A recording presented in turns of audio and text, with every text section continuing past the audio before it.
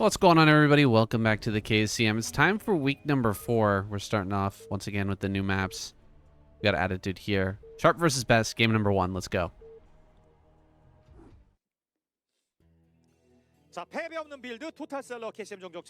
All right, Best spawning down in the bottom left. We got Sharp over here in the top left. What a sick lineup we have today. Shun, Rush, Sharp, Light, Snow, Best, Bisu, Soma, Jaedong, Sulky. The best of the best here today with 3 of the 4 dragons and Soma and Sulky both in the lineup. It's a pretty strong day for both Protoss and Zerg. In fact, the viewers are voting about a 10% chance that Terran takes today, but I'm not so sure. Light, Rush, Sharp is also incredibly strong. Yeah, it's a strong lineup. I guess maybe, you can improve it by getting Royal in there and maybe one other, but it's still a really strong lineup. But I think the reason they're getting such a low percentage is more to do with the fact that the Protoss lineup is about as good as it can get, and almost the same can be said for the Zerg squad. And even though Jaedong's not necessarily a really top Zerg right now, he's still playing pretty phenomenal. Yeah, he's definitely got his days lately. Jaedong, we'll see what kind of shape he is in, but Zerg is in the enviable position of having game number 2, not having to play here in game number 1. So they've even got that leg up. Sharp has been playing pretty solid lately as well. I mean, we've seen some throws from him in the Pro League. We've seen some hard games from him in the Pro League. But Best is a really tough opponent. Like, this guy will run you over. Sharp is going to have to be on his toes. He's going to have to be very nimble and mobile, and going to have to be like that solid Terran wall, that brick wall that just can't be broken, whereas Best gonna keep tumbling through that every single opportunity. And it's easier said than done, right? Like, Best is known for breaking seemingly unbreakable positions, so even if you feel safe as Terran against Best, the reality is you're probably not safe against this guy. So yeah, he's going to have to really be on his A game to have a chance at going the distance. I think he could maybe beat Best with some kind of timing attack, like a really quick 5-factory timing attack or 3-factory pressure and into 5-factory. But yeah, expecting him to go the distance against someone like Best, my money would be on Best for sure. Right as I was talking there, Shun, I realized that there's another $1,200,000 prize there at the bottom. I wonder what that is. I'm going to get back to you guys. I'll have to translate that and figure out what that extra little prize is there. It looks like there's actually like 3 different prizes going on. I'm really not sure what that is now, but maybe the sponsors coming in for, adding a few extra things onto there. I believe that's with the all-kill prize, but it's going to be hard to all-kill with this strong of a lineup. Oh, that's for sure. Yeah, I don't necessarily think we'll be seeing that. It is possible we've seen it happen in the past, but you can't have an all-kill every week. I mean, even these top guys that played back in the day, like Light's got a few all-kills under his belt from the old-school Kesper era Pro League days, but not very many, just a few. The reality is it's exceedingly hard to actually beat some of the best players in the world back-to-back like that. So it is very special when it does happen. And so we'll see that all-kill prize continue to grow week over week. As the season goes on, it's going to become more and more tempting, more and more enticing for these players. But the challenge is very high. That level of excellence is hard to achieve and hard to maintain. Best here, getting into his Nexus, 2nd factory on the way for Sharp. No early Vulture here just yet. It's going to be out in a moment, but Best already has his Dragoon in front of the natural. The scouting SCV hiding here in the main for Sharp. He's going to get a full scout in just a moment. And Best nowhere near with his Dragoon to deny that or to even take that out. So he's going to be able to kind of park here for as long as he likes. get that full information and make his choice as to what kind of tech he wants to follow up this up with. Yeah, so far, Sharp getting away with a little bit of greed with that faster CC timing. But you're never out of the woods against Best. He can still catch up with a pretty quick third base timing and what have you, and sometimes even just diving onto that first tank with the first, 4 Dragoons or so. But this is a good start for Sharp. This is about as good as you can hope for. You kind of get away with just paying a small tax bill on your bunker repair and getting a strong economic game going. I do think one of Sharp's weaknesses is his late game macro. So I think any leg up to start things off is almost a must-have against a player of best caliber.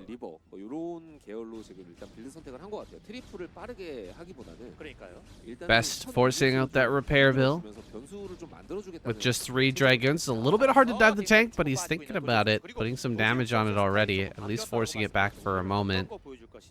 Takes 3 volleys with 3 Dragons, but here's the 4th now, enabling the 2 volley. Is he daring enough to dive on top of this? Not just yet. Barracks here taking some damage, tanking some hits. And it seems like Best is going to back off. 2 tanks out now. It's a little bit difficult to dive. 3rd Nexus on the way here at 6 minutes. A little bit of greed from Best to try and even out the economic curve. Yeah, I would actually say that's more of a conservative third base timing. I think like 5 minutes 30, 5 minutes would be a more greedy timing against the fast CC from Sharp here. Seems like Best wants to prioritize unit production and tech timings more, and doesn't want to actually slow himself down and wants to be able to apply pressure to Sharp non-stop throughout this game. And he's even anticipating a fast drop play from Sharp. And it's actually quite common to go for a Vulture drop just after you're dealing with a fast CC like this. So it's a nice play from Best to kind of have these Dragoons in position just in case he could shut something like that down. Now going into the main base with a shuttle, but there are 2 tanks and 2 Goliaths to ward that away. So not really getting too much out of this initial shuttle. Can't really even drop here in the main base unless you lose everything. So Best backs off. It's not really his forte, looking for early damage like this. Much better once he gets into a bit of that later game macro, mid-game macro. And we'll see if Sharp allows it. He is incredibly good at getting his vultures in and disrupting a player like Best. Hasn't even made a single vulture here yet, though. Really focusing on his defenses in this early game, making sure he doesn't take any damage so that he can have a good mid-game himself. Yeah, if anything, Best could probably get away with a relatively fast 4th base at about 10 minutes. I'm wondering if he's giving that up, but knowing Best, it might not be. He might just be powering up on 3 bases a little bit of time before actually moving to take that 4th. Wouldn't mind to see him take it before the 11-minute mark, though. But I like what Sharp's doing here. Like, he's skipping eBay for a very long time. You got like 3 tech choices as Terran against Protoss. Basically, when you get the Armory, the eBay, and the Academy. So he's just getting the Academy and the Armory and just defending with Goliaths against the shuttle potential. And this is a very optimized way of playing Terran, but it's a very hard way of playing Terran. This is something that Flash would do back in the day, and most Terrans would struggle to emulate it. So I really like that Sharp is trying to cut a few corners with this style. So he's got a much stronger move-out timing, having the Goliaths to maybe pick off the observers and the shuttles, and actually having a pretty strong unit count. Yeah, it's a bit out of character for Sharp, though, right? Usually he's the guy who's got lots of vultures out on the map. He's putting on pressure. He's laying down mines everywhere and looking for opportunities to snipe probes. This game, he's playing much more of a conservative style. He's ready to start moving forward now, and vultures have finally been added onto this composition. Can he push through the Reaver control of Best? I mean, Best not quite as powerful as Snow. There's like a real visible and tangible difference between his level of control with Reaver and Snow's level of control with Reaver. How much damage he gets and how quickly he loses this shuttle. And look, he's going to take a lot of damage on the shuttle immediately. Run by here in the natural at the same time. There's a bit of that Sharp flare as he runs by here. getting in on top of these probes. Can he bait a mine to connect with any of this stuff? That mine is so close. The Zealot cannot clear this now, and so many more probes will go down, but the Dragoon finally comes forward and gets rid of that. One more kill on this Vulture, and he has that cleared. There's the shuttle going down as well, and so kind of a good representation there of the difference between Best and Snow. He loses his shuttle so much quicker, so much more often than Snow does. Yeah, I think this is a great way of Sharp to play the game overall. Like, he does have a little bit of weakness in that late game macro I was talking about earlier, but he is really good at the sort of early to mid game micro shenanigans, and actually has a tank a little bit too far forward here. Gets one of them shaved off right away, and just going to be using that as a sacrificial lamb to pull his whole army back towards his mineral only third base here. I don't hate it, and we do see that Nexus coming down from Best at about 10 minutes 30 or a bit earlier than that. About on time, I would say. It's about where I would expect him to take this. And I love that Best is playing super safe with how many gateways he's made, churning out units ahead of the time. He knows like the one way he can die to someone like Sharp is with a really strong 5 factory timing, and he's done a great job of thwarting that despite losing the shuttle and Reavers pretty easily. Yeah, Sharp not willing to go all the way there, pulling back to his third. After killing off the shuttle, I'm surprised he didn't try to knock out those Reavers, but Best was pretty quick to replace that shuttle, get them out of harm's way, and now Sharp sitting here on 3 bases should be able to get into some additional upgrades and possibly even take the 4th base here on Attitude.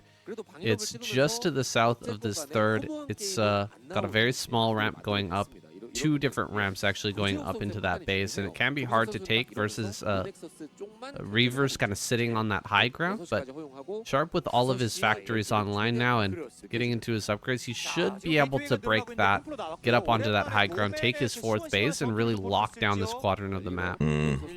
Well, I think leg enhancements is just about finishing up for Best, so I don't think there's going to be a strong attack timing for Sharp right now. I feel like teching and expanding is probably the aim of the game. He's just throwing down a starport now to eventually get that +2 weapons upgrade. Going to be a long time in the making though, and securing a 4th base is easier said than done on this map. You can take 12 o'clock, which seems safe, but it spreads you very thin. If you want to be aggressive, you can take 9 o'clock here and kind of push down on the vertical axis and defend while attacking, but this is one of those maps where it's a little bit tricky to get a 3rd gas online. Yeah, it's pretty darn close though, right? You can kind of hold right in front of your natural with the tanks, and then just to the south of this 3rd. And then once you're up on high ground, there's only one more location, that ramp. So locking down on 4 bases, you can get pretty defensive here as the Terran. You don't really have to move around too much in order to defend the moves from Protoss. So I like Best sending out probes all over the map. Start taking bases like crazy, because I think he's aware now of what Sharp's plan is. Grabbing this 4th base. I'm just a little bit surprised that Bisu didn't, or not Bisu, excuse me, Best didn't have the shuttle with Reavers on this high ground to make it a little bit harder for Sharp to take. Right. Yeah, I think that's a worthy criticism, honestly. Yeah, I mean, I think someone like Snow would definitely be on top of that and utilizing the shuttle there. But, you know, it's Best at the end of the day. He's a fundamental macro task. He doesn't really have as much finesse with that kind of level of unit control. So I'm not too surprised to not see it, but I definitely think it would be great at slowing down Sharp here. Yeah, Best's just gonna sit back, excuse me, let Sharp take this base most likely, and get into his Templar archives, get that storm going so that he can prepare for storm drops a little bit later on. He has not yet expanded to bottom right, and he's actually taken the center right, which has been spotted by Sharp, which is a little bit awkward, right? You could take this base, it's a good base, but you can't build gateways over here, and it's important for Best that he gets another gateway rally point set up pretty soon so that he can have 2 different locations to spill units out of. He's managed to get up here on the high ground. Kind of a weak push up to this high ground from Sharp only sending a few units. He just allows us to get taken back immediately. I'm a little bit surprised by that. Look at how many tanks are just around here on his third. Maybe he was expecting Best, as he was taking his fourth, to attack directly in and try to break that third base. Yeah, he's got a lot of army. He's pretty much maxed out on 1-1 upgrades, but he's going to have a hard time finding a way of leveraging it. And although I have to say, like, Best isn't expanding as fast as he could. Like, it's going to take him a long time to get a second rally point online here in the bottom right. And this base at the sort of like half 3 o'clock, 4 o'clock, a little bit exposed and is being harassed. And a lot of damage has already gone down onto that Nexus, so won't be too surprised if Sharp continues to try and apply pressure to that base over and over again, utilizing a few vultures at a time. But you got to see something from Sharp. Like, he's got to quickly move over to take this 9 o'clock base now. If he delays it anymore, I think he's going to be in trouble. I think he'll get away with it being a little bit late because of how long Best is taking to get set up here in the bottom right. He's just now plopping down that second rally point amount of gateways. But yeah, I think Sharp needs to move really quick if he wants to stay ahead of the curve of this game and take that fourth base now. Well, this should be a good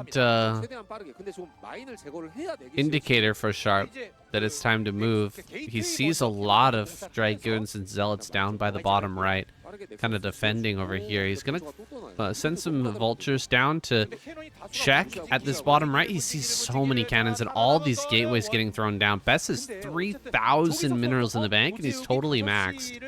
So, you know, Sharp sees that. 5 cannons is a little bit crazy. Oh, okay. Dodges the Scarabs there. Not really taking that much damage. Those tanks are way too stacked up. Could have been absolute destruction there, but he manages to avoid disaster. Gotta start to spread these out a little bit more because you know Best has Storm by now. Yeah, no, he definitely does, and Zealot bombs potential on top of that. There are a crazy high count of tanks, but it doesn't matter. If you've got 20 tanks, that's great, but if they're all clumped up, they die so quickly, and it seems like Sharp is kind of giving up on taking a fast fourth right now. He's realized that he kind of has to go. +2 is on the way, but it won't be finished. Oh, he just now finished up. I was about to say it won't be finished up for a few more moments, but actually just now kicked in. So this is a very strong move out timing from Sharp. He's going to have a pretty potent chance, and he's sniping off quite a few High Templars to kick things off, and Best a little bit out of position. That means there's a lot of ground for Sharp to gain and get set up just outside of this rally point location. Tanks are looking pretty stacked up, though. I'm a little bit concerned for him. Best will try and find an angle of attack here, but luckily the mines are at least keeping Best at bay for a few moments while Sharp continues to get set up. Let's see if Sharp wants to really push the issue here, or does he want to try and take a fourth behind this? A move around the side here from Best. It looks like he's thinking about a counterattack, or at least trying to maybe deny that 12 o'clock. Sharp made 2 CCs. He's floated 1 to 9, 1 to 12, and he's getting ready to potentially double expand. I don't know if that's gonna hold, though. Here comes Best over towards the rally point. He actually is heading towards 12, and Sharp is responding. He's moving a lot of tanks up here to try and defend. Here he comes towards that rally now. That is a very stacked group of tanks, but Best is just going to eat huge waves of siege fire and back away immediately. This was a really nice trade for Sharp, killing off a lot of Dragoons and losing nothing. Yeah, the aim of the game for Terran versus Protoss is just to constantly scan for where the Protoss army actually is and maintaining as much fluidity in your army movements as possible. And if you can react ahead of time to what the Protoss is trying to do, it's actually quite Terran-sided. It's usually Terran struggling to keep on top of where the Protoss is moving to, where they find their problems. This time around, though, he's responded great to Best, and he's taken a massive dent into the army of Best, and now giving himself an opportunity to come all the way down towards this 6 o'clock position and set up a pretty sizable contain where he's kind of splitting the bases of Best in two and not allowing the 2 rally points to conjoin. Although Best is trying to skirmish with some Storm in a shuttle, but thus far has not been that successful, it has to be said. But Sharp needs to be careful. If he spreads himself just a little bit too thinly, suddenly Best is going to find ways of bowling over these positions. Wow, Best is losing army everywhere. He's lost these Reavers. He's letting Dragoons run in. I mean, his rally point is being threatened. Sharp doesn't look very breakable really anywhere. Okay, here we go. He's found the hole. Gonna send some Zealots over towards this high ground. Already mines in position, but there's not quite enough to stop this completely. Sharp's gonna maneuver a few units over here to try and cut off this attack. Also, at the same time, sending army up to 12 o'clock to shut down that base as well. He'll probably get the kill on the CC up there at 12. Meanwhile, okay, actually only 2 Dragoons, so that will float to safety. Meanwhile, center left looks like it may end up holding. Natural is under threat right now. Sharp is not technically killing any bases. Okay, he's killing this one Nexus, but bottom center and the mineral only are both still alive. He's combining his forces down here at the bottom right. Is this really the right choice? He could have spread out a little bit more. Maybe killed the mineral only and the bottom center, but he's moving all together as one big group. Being a little bit indecisive now. Sharp moving towards the rally point once again. Coming back over here, but there's lots of shuttles heading towards center left. 3-2 upgrades for Best as well, with 5 speed shuttles total. Massive connections here in the center left base. A lot of storms going down onto tanks and SCVs alike, and now the shuttles looking to see if they can get maybe a bomb onto these other group of tanks down here on the low ground. But Sharp's keeping most of them unsieged, so that a drop is less likely to be successful. He's actually going to try and see if he can run it down on top of the rally point here in the natural expansion of Best, knowing that there's probably not that much army remaining. Eventually there will be another macro cycle coming out, but he does have a bit of tempo to maybe knock out this mineral only base, although it is almost dried up. But he has conceded this base on the center left for the time being, and he's shut down from taking 12 o'clock. So now there's just one mining base for Sharp, whereas Best is still churning away pretty happily on about 3 bases worth of economy, although his natural is almost drying up as well. Still an advantage in eco for Best, ever so slightly, but tempo-wise, actually Sharp has a big chance right now to knock out this base at the 6 o'clock, keep the contain on the bottom left, and actually find a way of getting a win condition here. Ooh, I think these shuttles are going to shut down everything over here at the bottom center. These tanks are gone. What Sharp just did there, pushing in and killing the mineral only, I thought that's what he was going to do initially with the push. Take control of the rally point and kill that mineral only, but he allowed a pathway to the center left to remain open. Best was able to get a counterattack, and things have been too chaotic since that moment. Best here nearly fully maxed out. He's got some money in the bank, although a lot of that has gone away. So many tanks are stacked up here. There's almost nothing else inside this army except for tanks, and a mine almost connects on absolutely everything, but somehow doesn't connect on those tanks. He avoids disaster for the most part, in fact keeping the majority of this army alive, but a few more storms to go down, dealing that little bit of extra damage. Sharp still standing here strong with 3-2 now. Not able to kill the Nexus though, and Best retains his mining at bottom center and bottom right, while Sharp is barely getting this base at center left back online. Yeah, I think this does favor Sharp economically, 2 base versus 2 base.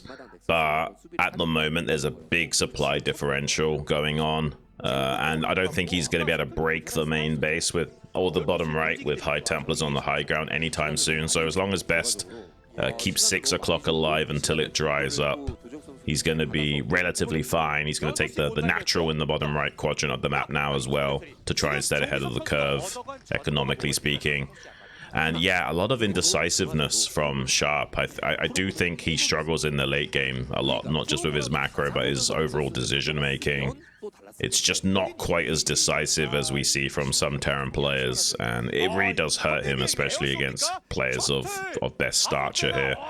And I think he's giving just enough breathing room to Best to remain fine in this game. I think now Sharp has to kind of reconsolidate and start taking more expansions himself, and Best is still kind of camping out on the 12 o'clock position to kind of slow that down. Yeah, I agree with you there, Shun. The mechanics of Sharp are insanely good. He's excellent with vulture control, excellent with his army control overall. A little bit too much stacking in these really big armies, though, and I think you're right, he does struggle a bit with the late game game theory of like where to put your army and where to push, and being a bit indecisive is costing him a lot. Best trapped with this army in top center as Sharp tries to take this fresh base. He's got to get this online before the mineral only runs out. Got to maintain at least 2 base mining, and Best, I think he's going to attack center left while Sharp is slowly moving into position. Yeah, there is a few units here at center left, and 3 siege tanks quite deep, and maybe enough units to kind of screen the army, to buy some time for more units to rotate over. So it looks like he is actually holding that position. Technically, Best could bust that with all the shuttles that he's got, but he would trade so much army for doing so. So he's hesitating against that. So maybe there's a chance here for Sharp. You know, if he can split the map in half here, start expanding to the top right as well as taking this base at the top center, there is hope here for him. But Best rotating around now. 6 shuttles making their way downtown to that 12 o'clock position, and the Goliaths are going to be just slightly out of position to intercept, although there is a bit of hesitancy here from Best where he's not fully committing to the attack just yet. That will allow Sharp to reconsolidate his defenses at that 12 o'clock position, and now the window will be closed for Best to really punish this, but he is setting up for maybe running it down on this 9 o'clock yet again. Yeah, I think he's going to combo this with an attack with all those shuttles there in top right. Doesn't seem like Sharp is tricked. He's still staying up there with all of his Goliaths and making sure that he defends with just his rallies here at the center left. He's not flinching and sending army down here to help, but he's actually starting to lose this fight. A lot of tanks going down. Big mine connection there, actually killing off 2 Dragoons. Some of the rallied tanks are coming down to try and help out, but a lot of SCVs are falling, dropping down to just 138 supply. Here comes that attack with all the shuttles. Oh my god, he's going for it. Ooh. I mean, you see that many He's Goliaths. losing so many shuttles. I am shocked he dived in there, but there it is. He just goes for it. He still gets a couple of storms, but man, that was a lot of shuttles to throw away for just, you know, 1 or 2 storms on the SCVs. Yeah, it was pretty costly to go for something like that. Seems like Best is valuing tempo higher than everything else. He just wants to siphon off as much mining from Sharp as possible, lock him back down to a 1 base economy, and then recover from that position, knowing it's going to be so hard for Sharp to actually get here on the high ground in the bottom right. But Sharp will pick up that Nexus kill, at least, so that's something. And at 6 o'clock will eventually dry up here for Best in a few moments as well. So maybe there's still hope for Sharp, especially if he gets a few more SCVs back to mining at that 12 o'clock soon. This is a pretty well fortified position here in the bottom right from Sharp. He has to kind of go around this cliff face that's blocking the way.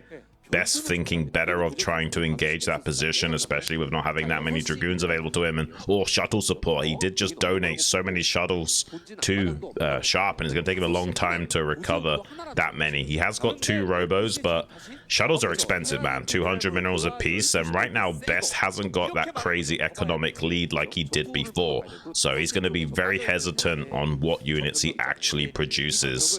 So we probably will not see that many more shuttles for a little bit. That shuttle over at 12 was taken care of just now by Sharp. Producer Wraith for that purpose alone. Worth it, though, because the High Templar in there could have been devastating. Sharp is very low on SCV. He is barely really mining on 1 base at this point.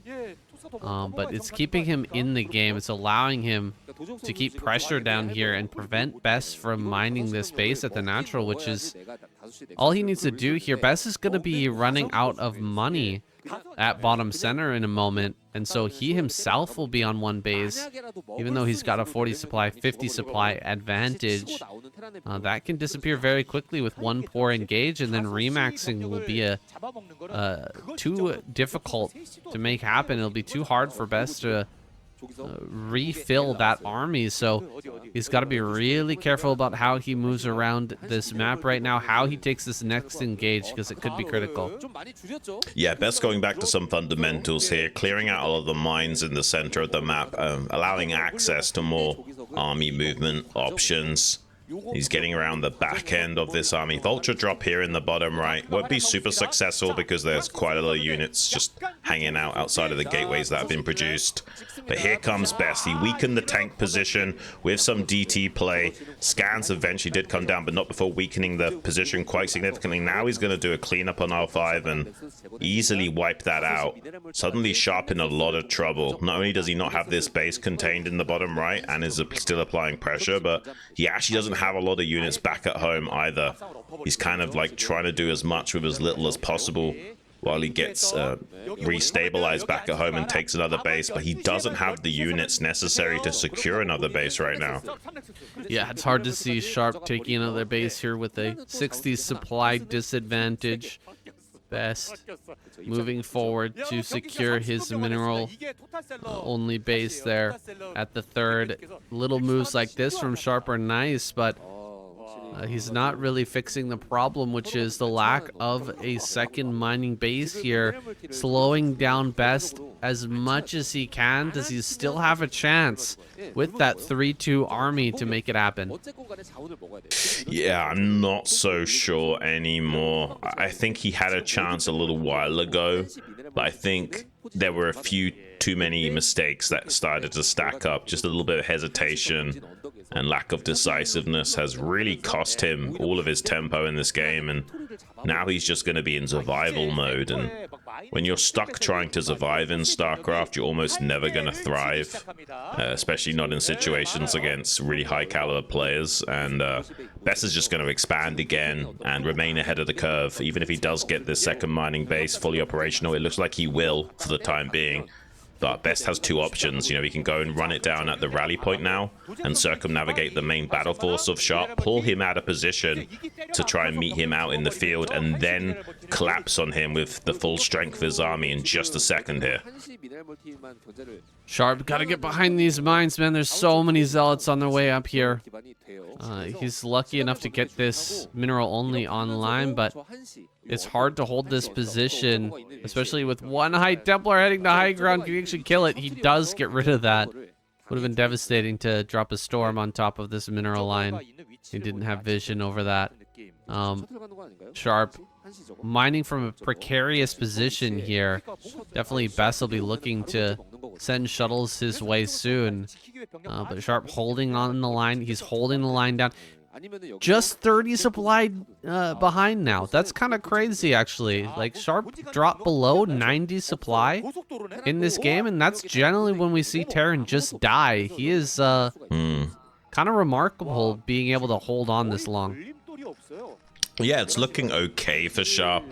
The next order of business is to maintain vulture pressure while starting to take these bases in the top right pocket as well. If he splits the map fully like that, then we have a fighting chance yet again. He's got to remain being super active with some vultures out on the map, sniping High Templars, laying down mines, basically trying to get as much value with exactly things like that, just like running in, sniping a High Templar. That's going to help him out in a big way here, but Best is going to be on top of things as well. He's going to have shuttles ready to start storm dropping. He really wants to storm drop this mineral only from the high ground, but he's kind of waiting for the army of Sharp to move out of position first before going for something like that. But yeah, just one big storm drop is all it will take to completely reset the game state yet again for Sharp. So he has to kind of play perfectly from this point onwards. Oof. Very nice DT harassment here. Just making life hard for Sharp. Here comes that drop. Trying to fly by right now. There's the Wraith as well. The Wraith not responding. Another Goliath here. Looking to try and get in position. Good pull on the SCVs. He's not going to lose anything. As a result, where is the Wraith? It actually flew over to center right, it looks like. Goliath will deal with this shuttle, it appears. Just at least going to push it into the corner and deal enough damage so the Wraith can pick it off easily. Really nice hold by Sharp, and he's doing what you said. He's making zero mistakes here as he tries to make this comeback work. Yeah, so far so good. Now looks like Best is going to be trying to run it down on the left-hand side of the map where he thinks that maybe Sharp is weakest, but there's a decent amount of mines and some units already set up ahead of time. Really good scans from Sharp pretty much all game long, identifying where the threats might be coming from by keeping track of the army movements of Best here, and it's allowing him to avoid total disaster. And the longer this goes on, the better the game state is getting for Sharp. He's almost in a position where he can start to expand to the top right, and this game might drag on for quite some time because Best is having a hard time finding those weaknesses in the line of the Terran to exploit. Seems like Sharp wants to see if he can poke in here at the 3 o'clock with some vultures. I don't think that's going to be super successful, and now Sharp feels like he's got enough of a tempo lead where he can start to shove it down the center of the map. This could work, but it also could be a very costly mistake to be caught out of position against good storms and tons of speed lots. So he's gonna have to be very tentative about how he shuffles his army around, and he hasn't actually got that many tanks considering how high his supply is. And Best is gearing up with more and more shuttles ready to bomb on top of that. I feel like this might be a mistake from Sharp. It's almost playing into Best's hands being this out of position without waiting for another round of units. Yeah, I'm kind of surprised he's going to do this push before taking top right. He starts a CC over there now, but he's like just barely mining on 2 bases, and he desperately needs another base in top right. But he's just going to go for it. He's going to press the issue here and try to push Best into a corner. Best is definitely going to have to take an engage. How well is that going to go? He's actually going for the counter. Okay, I wasn't really expecting this from Best, but I guess it makes sense. You know, Sharp's army is not fully maxed out. He's got a lot of his forces over pushing down towards the bottom right. Maybe there's an opportunity to counterattack and make things crazy, and he's dropping in on top of these bases. He's definitely making things crazy here. Dropping on high ground as well. I don't see any storms just yet, but there's potential for a storm here. If he manages to catch some SCVs, that could be big. He loses 1 shuttle, and he forces Sharp back, but he doesn't really win a big fight that he needs. Yeah, it's actually quite good from Sharp to pull back and recover this position without taking too many losses. He's actually quite significantly ahead of Best on supply. This is definitely so far so good. He almost was at risk of losing a lot of SCVs, at least to a storm drop in the top right, but he's on top of things. He's responding well to the active threats, and now he's moving back down to the southeast quadrant yet again, and just as Best is taking this base at 9 o'clock, Sharp's going to put pressure onto that with his army, which means now the army of Best is going to be totally out of position to respond to this newly acquired threat here in the bottom right. He's going to have a really strong possibility of quickly dislodging and killing this base at the 3 o'clock. Preemptive D-Matrix to come out and buy time against the storms of Best as he responds to this. 2 D-Matrix tanks, so this is definitely a dead base here. And if Best doesn't find an opportunity to punish in another way, which I don't think he is doing, I don't think he's going to try and run it down on the rally point of Sharp right now. Best has suddenly found himself on the back foot and could very easily lose this game from this point onwards. I think there's maybe 1 move left for Best. He's got to punch through the middle and try to get up into top right. Just playing this defensive game isn't going to work any longer. Sharp is almost maxed out. Sharp immediately moved to that location I was talking about. He moved to the center between the center right and the top right, where Best would have punched through. So you can just see the army movement of Sharp completely on point. He's not leaving any openings here for Best, and he's slowly squeezing him out of this game. I have to say, like, this is a better late game from Sharp than I've seen in a long time. It's almost like he's learning on the fly from his mistakes and he's already picking up the slack. But now a massive storm drop here in the top right natural does kill quite a lot of SCVs.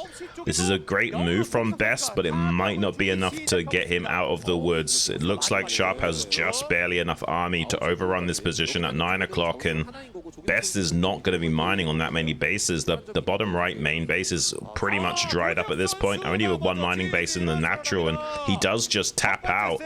Pretty impressive from Sharp to recover that position and turn it into a pretty decisive win, and that is some pretty better late game control than I've seen from him in a long time. He looked a little bit shaky initially in the early late game, but he really got it together, man. Well, it feels a little weird crossing off Best first, but there it is. I mean, can't take anything away from Sharp. He played a fantastic game.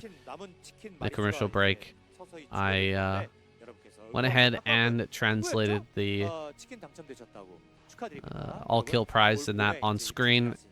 Not really, still not really sure what it means, unfortunately. It says all kill prize 1,500,000 won, and then plus total seller 1.2 million won. And then again, Dr. Yoon, beautiful clinic treatment voucher is the third thing. So I guess they've just added a bit of an extra prize there. Maybe the seller is like the sponsor. I'm not really sure. I think so.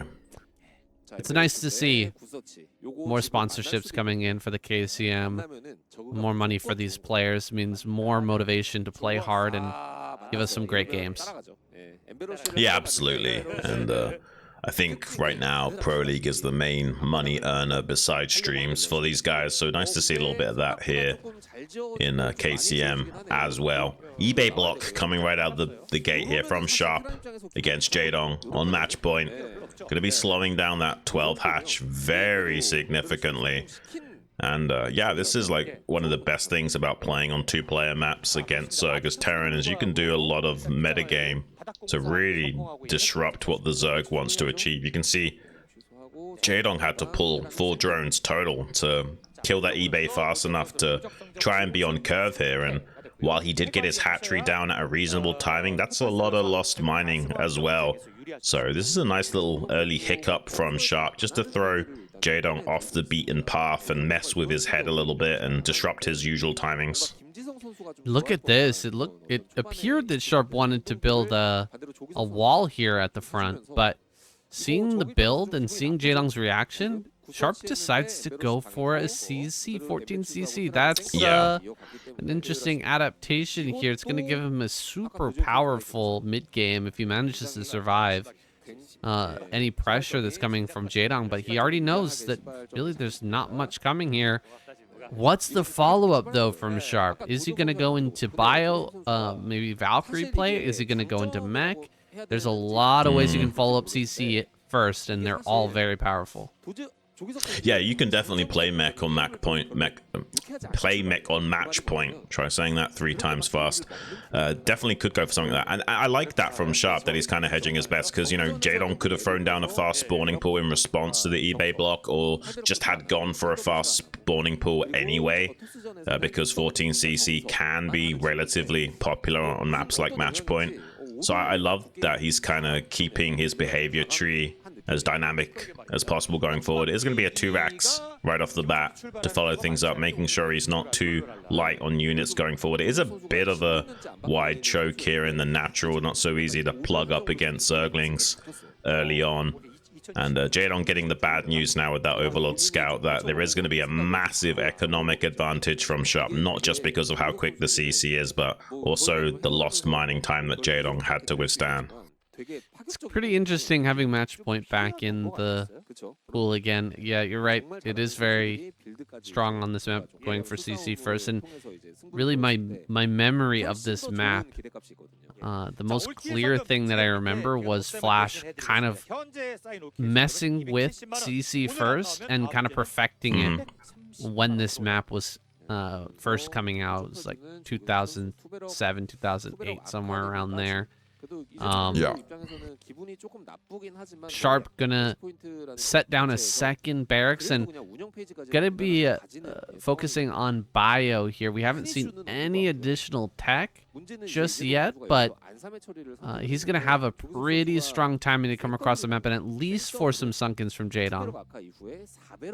Yeah, one of the things we saw from players like Jaedong back in the day was just to go for Hydra busts. Like, as soon as you see the really quick CC and you know they're going to be reliant on defending with a bunker, you just make a bunch of Hydras on 2 base, run it down, and if they have the pre-surround on the bunker, you target via the SCVs and you just try and bust the bunker. And that's how strong CC First was back then. You kind of had to find a way of going all in, because if you let them get away with it, you're going to have a bad day. And I wouldn't say this is necessarily game over for Jaedong. We're in a bit more of a modern era where Zergs have kind of got it more mapped out in how you recover from these bad positions, but it's still very difficult.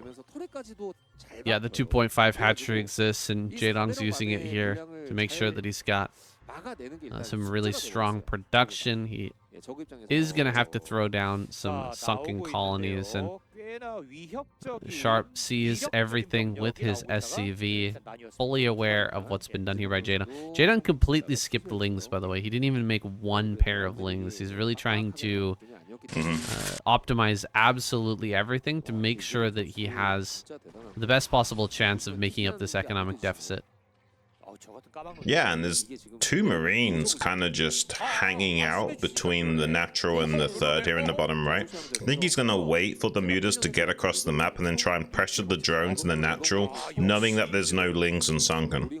This could be really disruptive for Jaedong. Yeah, this is really smart from Sharp, right? Sharp kind of moved out, and Jaedong started the sunken, but then canceled, realizing he was going to have the mutas in time. Sharp sees that, pulls back with the Marines, but sends 2 around the side, knowing that Jaedong, again, didn't make lings, and he canceled that sunken. He can get a lot of damage with this now. Potentially killing, 4 or 5 drones might just completely upset this game, and they're coming into the natural now. He's probably going to wish that he sent even more here, because drones can still fight this too. 3 drones total? I mean, not bad, but could have definitely been better. If he'd sent 3 Marines, this would have been devastating. Yeah, I think it's still sizable damage, but not game-ending. And, as long as Jaedong gets value with these Mutalisks and keeps clearing up a few SCVs here and there, and keeps the Bioball from being too big, I think he's okay. The problem is that the Bioball is almost getting to a size where it's difficult for the Mutas to trade, although there are some Marines splitting off going southeastward, which will be cleaned up pretty quickly. It is buying time, though, for Sharp to try and get across the map very quickly with the rest of his forces, knowing that there's no sunkens here. But now I think the Bioball is small enough to be more manageable, and with a Mutaling, this can easily be dispatched very cost efficiently. Sharp kind of now has to wait for reinforcements before progressing, and I think Jaedong is going to have a very strong possibility of intercepting that. Does pick up an Overlord for his trouble, but that's not going to supply block Jaedong. If Jaedong stops these 2 forces of Marines conjoining, I think there's a very strong possibility of him turning this game around completely, although they are getting close to joining forces. Man, Jaedong had me worried there for a second. He was sending his mutas around the bottom side, and that force of Sharps just outside the natural might have actually done a lot there, but Sharp goes for the Overlord instead. He reveals the position on those Marines, and Jaedong's on top of it now, shaving that down little by little as he gets this 3rd gas online. Jaedong just threw down some transitionary buildings. Here they are, Queen's Nest and Hydra Den. So the Hive will be on the way in just a moment. Jaedong playing this difficult position with a lot of finesse. He's absolutely handling himself in this game. Even though Sharp had that great initial build order, his Marine count has never been totally unmanageable, and it seems like it's never going to get there either. And he's cleaning up this Bioforce very cost efficiently. This is a really impressive game from Jaedong. I mean, he's still hitting his beats. Like, he threw down that Den and Queen's Nest around about the 7-minute mark. He's gonna be having his Hive and Lurker tech on the way around about 9 minutes. Everything is on time here for Jaedong, and he's done a good job of shaving off not only the bio units, but also the SCV count. He did kill quite a few SCVs with that Mutalisk Force, and honestly, it's kind of mind-blowing that he's been this cost-efficient despite being so far behind economically. And he's even going to get in here into the main a little bit and slow down some of the buildings of Sharp and disrupt the vessel timing. That's huge. He's stopping the vessel tech from becoming online. That's such a big deal in TVZ. Not only is he not getting the vessels, but it's going to slow down the +2 timing as well.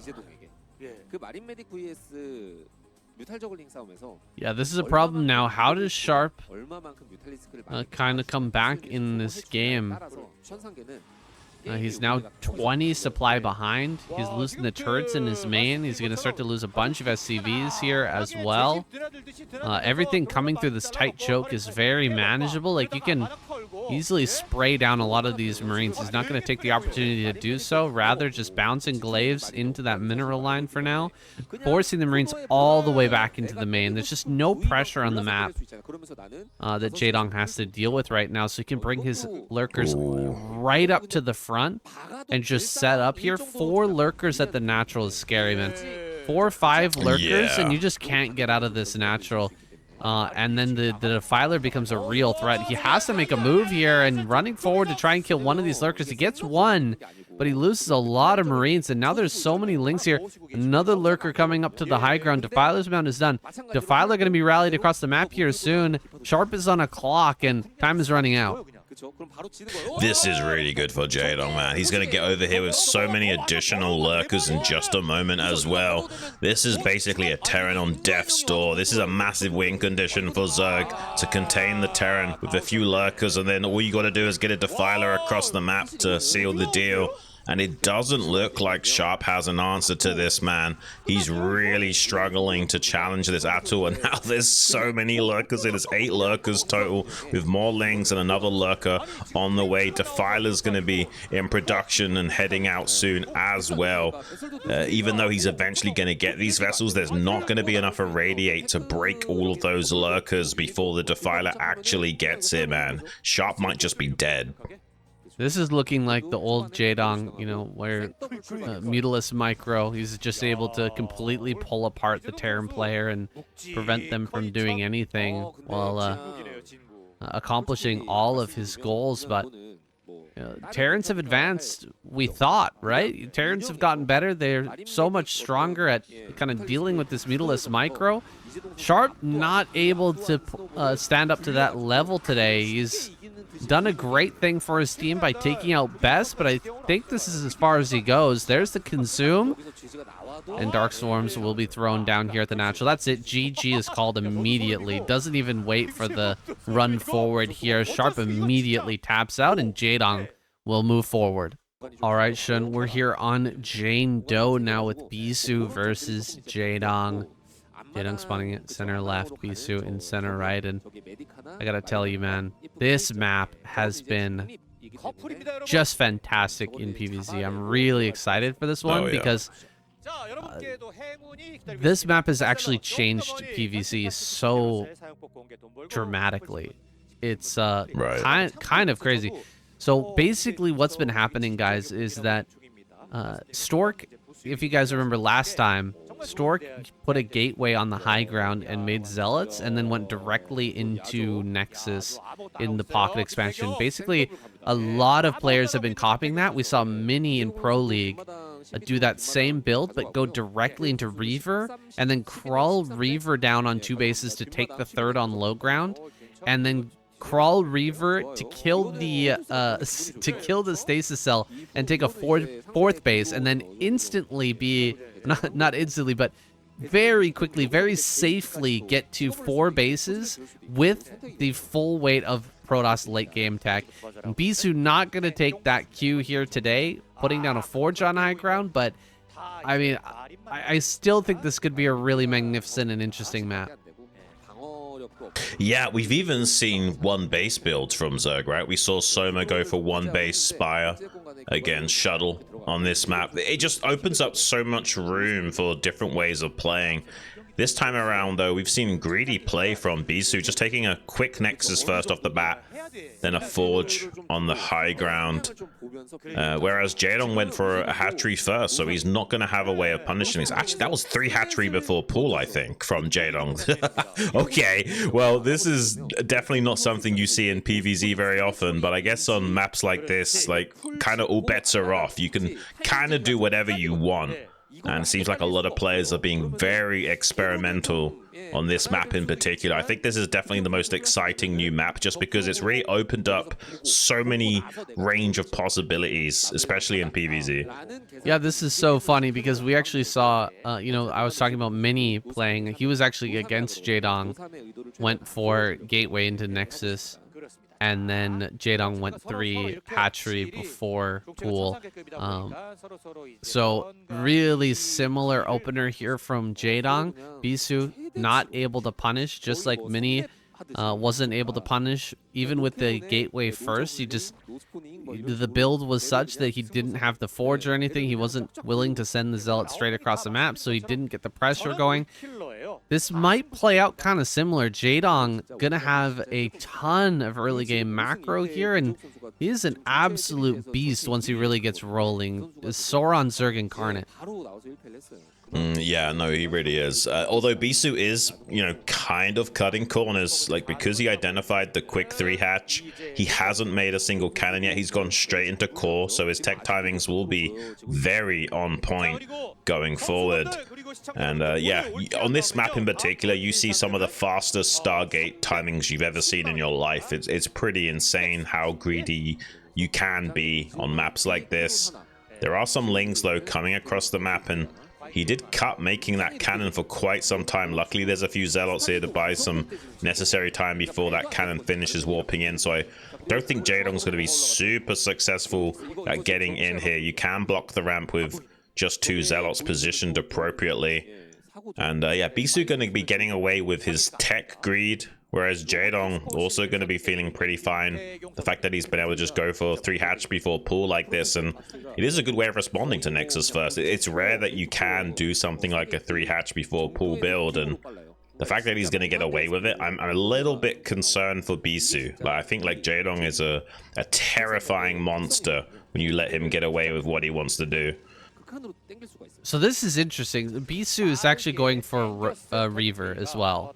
So he's actually kind of copying what Mini did. Mini went Gateway, Nexus, Zealot, Core, Gas, Zealot into Corsair, into Stargate. But Bisu went for Forge, then Gateway. Or Forge, excuse me, Nexus, Forge, Gateway, and then Gas, Core. So, like, this is a slightly different methodology, a slightly different opener here from Bisu, but the idea is the same. Get into very quick Reaver, super quick Corsair, then into quick Reaver, push down the ramp with the Reaver, get into a 3rd base very quickly, and that's really the hard part about playing Reaver Sairs, getting that 3rd base online, and this map kind of solves that problem. You can open up super greedy, get this damage early with the Corsairs, and then you can immediately get into a 3rd base without too much trouble.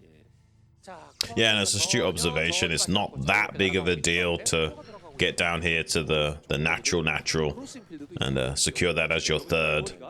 There is still this avenue of attack from the south side of that expansion though, so it's not like this is super safe for Bisu. There is still a possibility for Jaedong to pincer maneuver that expansion when he finally does go for it, and maybe you know, collapse onto the Reavers and get a bust going. But I think this is a solid play from Bisu all around. I really like to see him go for Reaver Sair. Generally speaking, I think it's one of the things that he can do the best compared to most Protoss players. Not many people can pull off this build. It is probably the most mechanically demanding style of Protoss to go for. Just a few mistakes and could be all it takes to just die straight up. It's a bit flimsy in terms of how solid your unit control has to be to pull it off. But when it works so well. Jaedong though applying pressure, getting Hydras into position here, ready to potentially assault this natural expansion. Shuttle's just popped out, but it's not yet on top of the Reaver to escort it. But just now the cannons are starting to warp in, so Jaedong hesitating pulling the trigger on that attack. Man, it's crazy how fast you can get a third base here with Reaver. I mean, he just walks the Reaver down the ramp and immediately takes the third. It's crazy what you can do on this map with Reaver Sair. You were talking about the stasis cells to the south. I just want to mention that there are 8 stasis cells stacked up. So Hydra's Zerglings going to take a long time to open up that position in order to do a pincer attack and try to break the natural. So it's probably not going to be an option here, at least until lurkers are out or Bisu breaks that down himself, which he might do here in not too long. Kill that with the Reavers so that he can try to take a 4th. It's scary. Like, once Bisu gets 4 bases online, he's already going to have late game attack, right? He will add on the Templar Archives, but Reaver is the true late game, and with a good number of Reavers already in position at all 4 of these bases, like, it's crazy what Protoss can do with this map again. Like, Jaedong's doing a great job of expanding out himself and just getting big, but it's going to be hard for him to fight in the upcoming minutes here as Bisu really comes online. Yeah, he's got some Scourge sharking around the map to maybe intercept this shuttle, but it's actually found a sweet spot here towards the bottom left pocket. Jaedong does have some Hydras ready to respond. It's like he knows that this is going to come in just a moment here. He's even got like some borrowed Zerglings around the map. He spots the shuttle moving back. So now the Scourge are going to go and hunt that down. 2 to where it was and the rest to where it will be. Just barely out of position to grab it, but he should still shut this shuttle down. And that's going to be a big win for Jaedong once he gets this. Oh my gosh, it's so close. Here comes the Corsairs. Corsairs going to fight this. Really nice dodging here. Yeah, he keeps it alive. Wow. That's crazy. He came so close to killing that man. Oh, that's a big blow to Jaedong. That's going to make Bisu feel so much more fantastic about this game state. I feel like if he had lost that shuttle, he'd be on the back foot going forward, but now he's kind of sitting pretty, and the onus is now on Jaedong to keep making plays. He's pumping out more and more Scourge. He's got his Overlord speed finished up. He has got Burrow, so he could maybe surprise this shuttle with some borrowed Hydras or something. But right now, Jaedong's probably a little bit frustrated that he didn't kill that shuttle, and he might just be actively trying to hunt that down with Scourge predominantly. I'm pretty surprised that Bisu is trying to do something with the Reaver Corsairs here. Like, I don't think it's really necessary, per se, to come over and deal damage. Usually when you're going Reaver Sair, you're on 2 bases, you have to go over there, get some damage, and then try to take a third. If you don't try to at least deal a little bit of damage, you're just behind. But the quickness of this third, I really feel like Bisu is fine. He's going to slide in here and get damage anyway. Okay, just flies right in here, gets a big shot.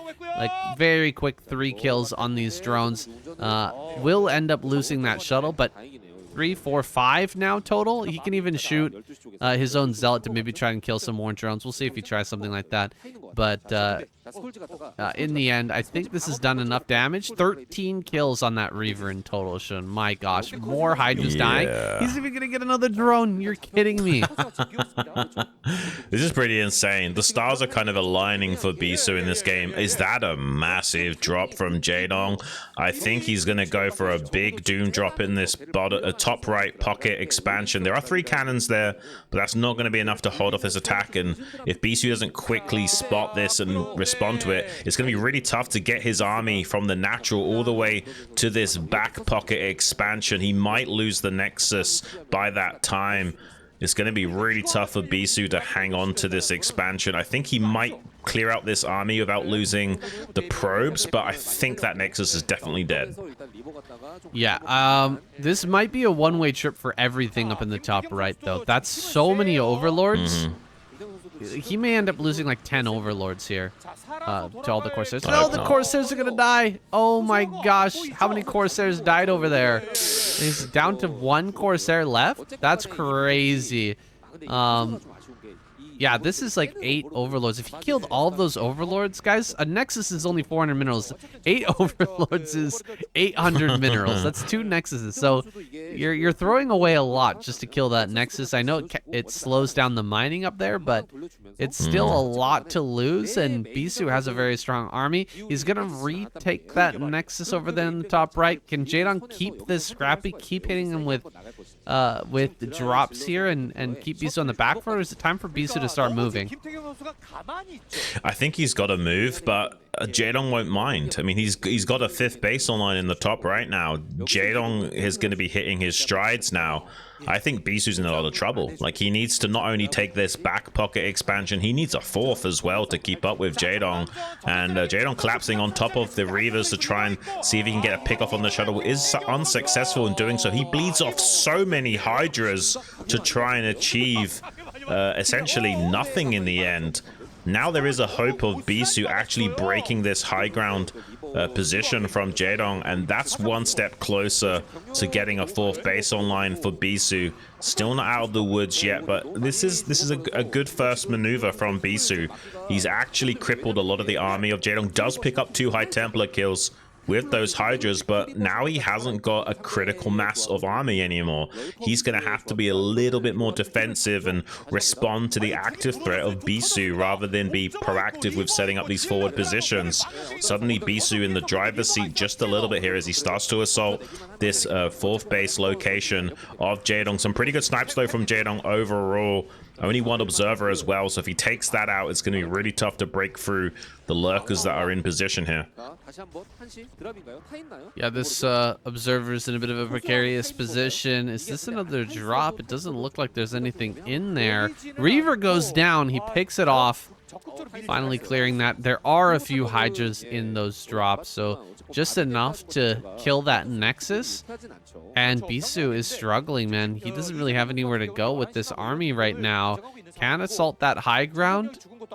The natural's not looking bustable either, and in fact Jaedong just going to close on this army. Is this it for Bisu? Is this all he can muster here with the Reaver play? I thought he was going to be able to get into a 4th base a lot smoother, and it seems like the quick action, the quick decision making from Jaedong to go for that drop has really paid off here. Quite a few overlords die. Jaedong dropping down to just 100 supply, and Zealots are on top of everything. 2 more High Templars here. He's pushing in a little bit deeper, but I think he's digging himself a grave here as he gets closer and closer to the rallies of Jaedong. There's one last storm. That storm is huge. Oh my gosh, a lot of damage there. And does he have a Reaver here? Okay, wait a second. Bisu dropping Reaver right at the front. This Reaver coming in clutch. That's so hard to jump on. There's no more lurkers here. He's actually doing it. He killed the Hydra Den. He killed the Hydra Den. He's pushing in even farther. Jaedong is breaking here. He's losing all of his Hydras. He's losing this position at the natural. He's got so many bases. He's got so much production, but he just can't get any units to the front. Everything is dying as it pops out, Shun. He did just kill 1 Archon, so he could start to pump mutas, but I don't think it's going to be quick enough. GG is caught, and Bisu wins on tempo alone. He absolutely destroys a 5-base Zerg, despite essentially being on 2 bases. Just utilizing tempo only, man. That's crazy. Like, I didn't think Bisu was going to be successful there, but I think Jaedong bled a few too many units. Not only did he commit so many forces to killing the Nexus in the back pocket, but then he was so over-eager to try and dive onto the shuttle and Reavers from the high ground position, and he bled off more than a control group of Hydras for his efforts, and that just basically gave a win condition to Bisu with that one single move. And yeah, it's fine to have 5 bases worth of economy, but if you're losing units over and over again, you're never going to get that critical mass that you need to actually fight the very efficient Protoss force. All right, Bisu showing us exactly how it's done on Jane Doe. That was a pretty crazy game, Shun. Yeah. The Reaver push was fantastic. The style there, I'm really excited to see what Snow can do with Reavers on Jane Doe versus Zerg. It feels like a map that was built for him. It's almost like someone out there really wants Snow to win an ASL, right? Like, it does seem like a pretty good map for him. Have to see if that gives him any more chances in the next season. But yeah, I think that's one of like Snow's biggest weaknesses, that he can't utilize Reavers in all 3 matchups, and maps like that certainly do enable that play. So super excited to see more from him in the future. This game though, Bisu up here in the top right against Rush, going for a gateway in the natural. It wants to put on a little bit of pressure, and it's close spawn as well. Hey, he's got close spawns here. I'm gonna rally that Zealot directly across and see if he can't get anything done. Rush has already a bit of a SimCity set up. He should be able to handle this no problem. I've been really liking Rush's play a lot recently. He seems to be really grinding hard and getting prepped for this next season. I put him like right up there with a lot of these great players, these other great Terrans. But can he keep this SCV alive? Sometimes they just want to dance on top of each other and not repair. Oh my gosh, it's doing it again. Look at that. Really you're kind of flipping a coin.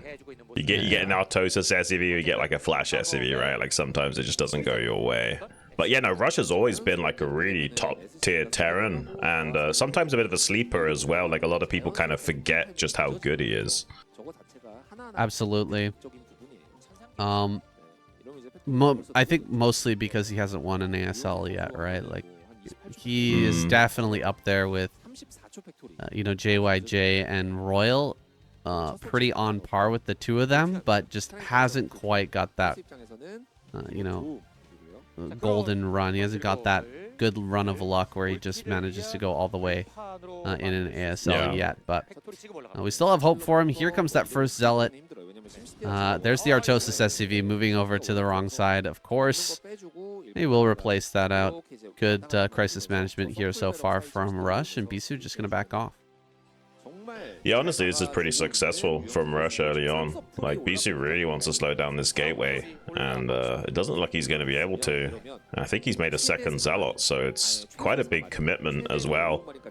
Luckily, the other Zealots only had a bit of a shield shave, so still healthy enough to go back in now for round 2 if he wants to. He could potentially just sit out here in front as well and make it hard to take the bunker. Does have to send the Dragoon immediately, though, because that Vulture will be out soon. Here come those 5 Marines, 2 SCVs, ready to try and take this. Can he slow down the bunker at all? He does need to back off as the Vulture comes out. Is he going to dive on this? 2 Zealots, 1 Probe, 1 Dragoon. It's a bit of a Special Forces army here, but I'm not sure he wants to commit. In fact, just going to back away, taking some hit points off of that Dragoon and slipping the Vulture out. This is an excellent start for Rush. Yeah, like 6 Marines is probably at least 1 too many for Bisu to handle there. He's dealt with this very cost efficiently. Has delayed his CC a little bit because he had to make the bunker first, but honestly, he's feeling fantastic about that. Bisu had to slow down his Nexus quite considerably. The CC is only just behind the Nexus timing, so Rush in a very favorable position to start things off. We'll see how Bisu wants to play this one out, man. He's pretty good with Reaver. Not quite as good as Snow. I think basically everybody gets overshadowed by Snow when it comes to Reaver. Like, even Best not too bad with Reaver. He can get some pretty good plays off with it. A lot of these other Protoss players are pretty good with it as well, but everybody pales in comparison. So whenever you're trying to compare him to Snow, it's not really a fair comparison. So Bisu, he may end up going with Reaver here. We'll see if he can get any damage. All these Terran players have been practicing for that matchup against Snow, though. So I feel like the Terrans are getting so much good practice, it's making it hard on all these other Protoss players.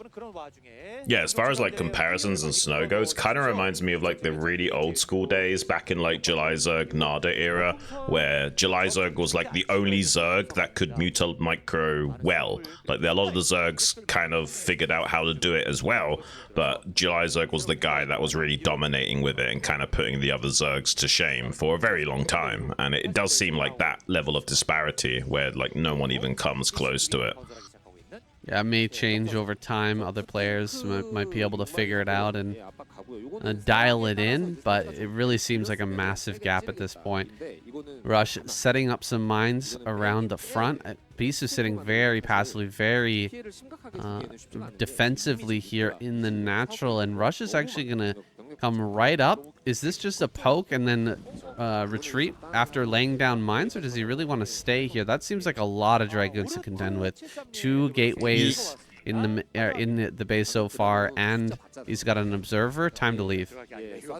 Yeah, this is like an escorting force. Like he wants to guarantee making sure he can get down mines at the 3rd base as well. Like he just kind of wants to push Bisu into the natural to guarantee good scouting. He's not hoping on really doing any damage with that push per se. You can punish a Protoss if they were super greedy and took like a 5-minute 30 3rd Nexus and they cut their unit production a little bit. Maybe you can get some damage done there, but it's mostly just an escorting force to, you know, enable getting mines down at the 3rd base and scouting the timing, and then coming in and trying to snipe the probe that's going to build the Nexus. But instead he's opting to try and go into the main with the Vultures. Does get one in, lays down mines in the wake of the Dragoons, but I don't think he's going to get a lot of damage. A single probe, it looks like. Yeah, probe and a couple of hits from those mines. That's not bad. Bisu allows that to slip by, but he also gets a probe over to the 3rd on time. Gets that Nexus started. Not an incredibly quick Nexus, but he's got it on time here for his build, and with only losing like 1 or 2 probes there, he can get into some pretty heavy macro. Now, the next thing is to figure out what is Rush up to. Is he going to be hitting some sort of a 5-fact, 6-factory timing?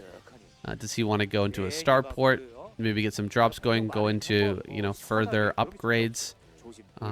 Is he going to go for, you know, Academy and Armory, or is he going to go directly into an eBay? I didn't see the Academy. Does he already have that done? I'm not sure. I don't think he has an Academy yet. I think he's going to go 4 or 5 fact into Academy. Oh my Does gosh. get another Vulture inside. It is super low HP, so a single probe particle beam can finish that off.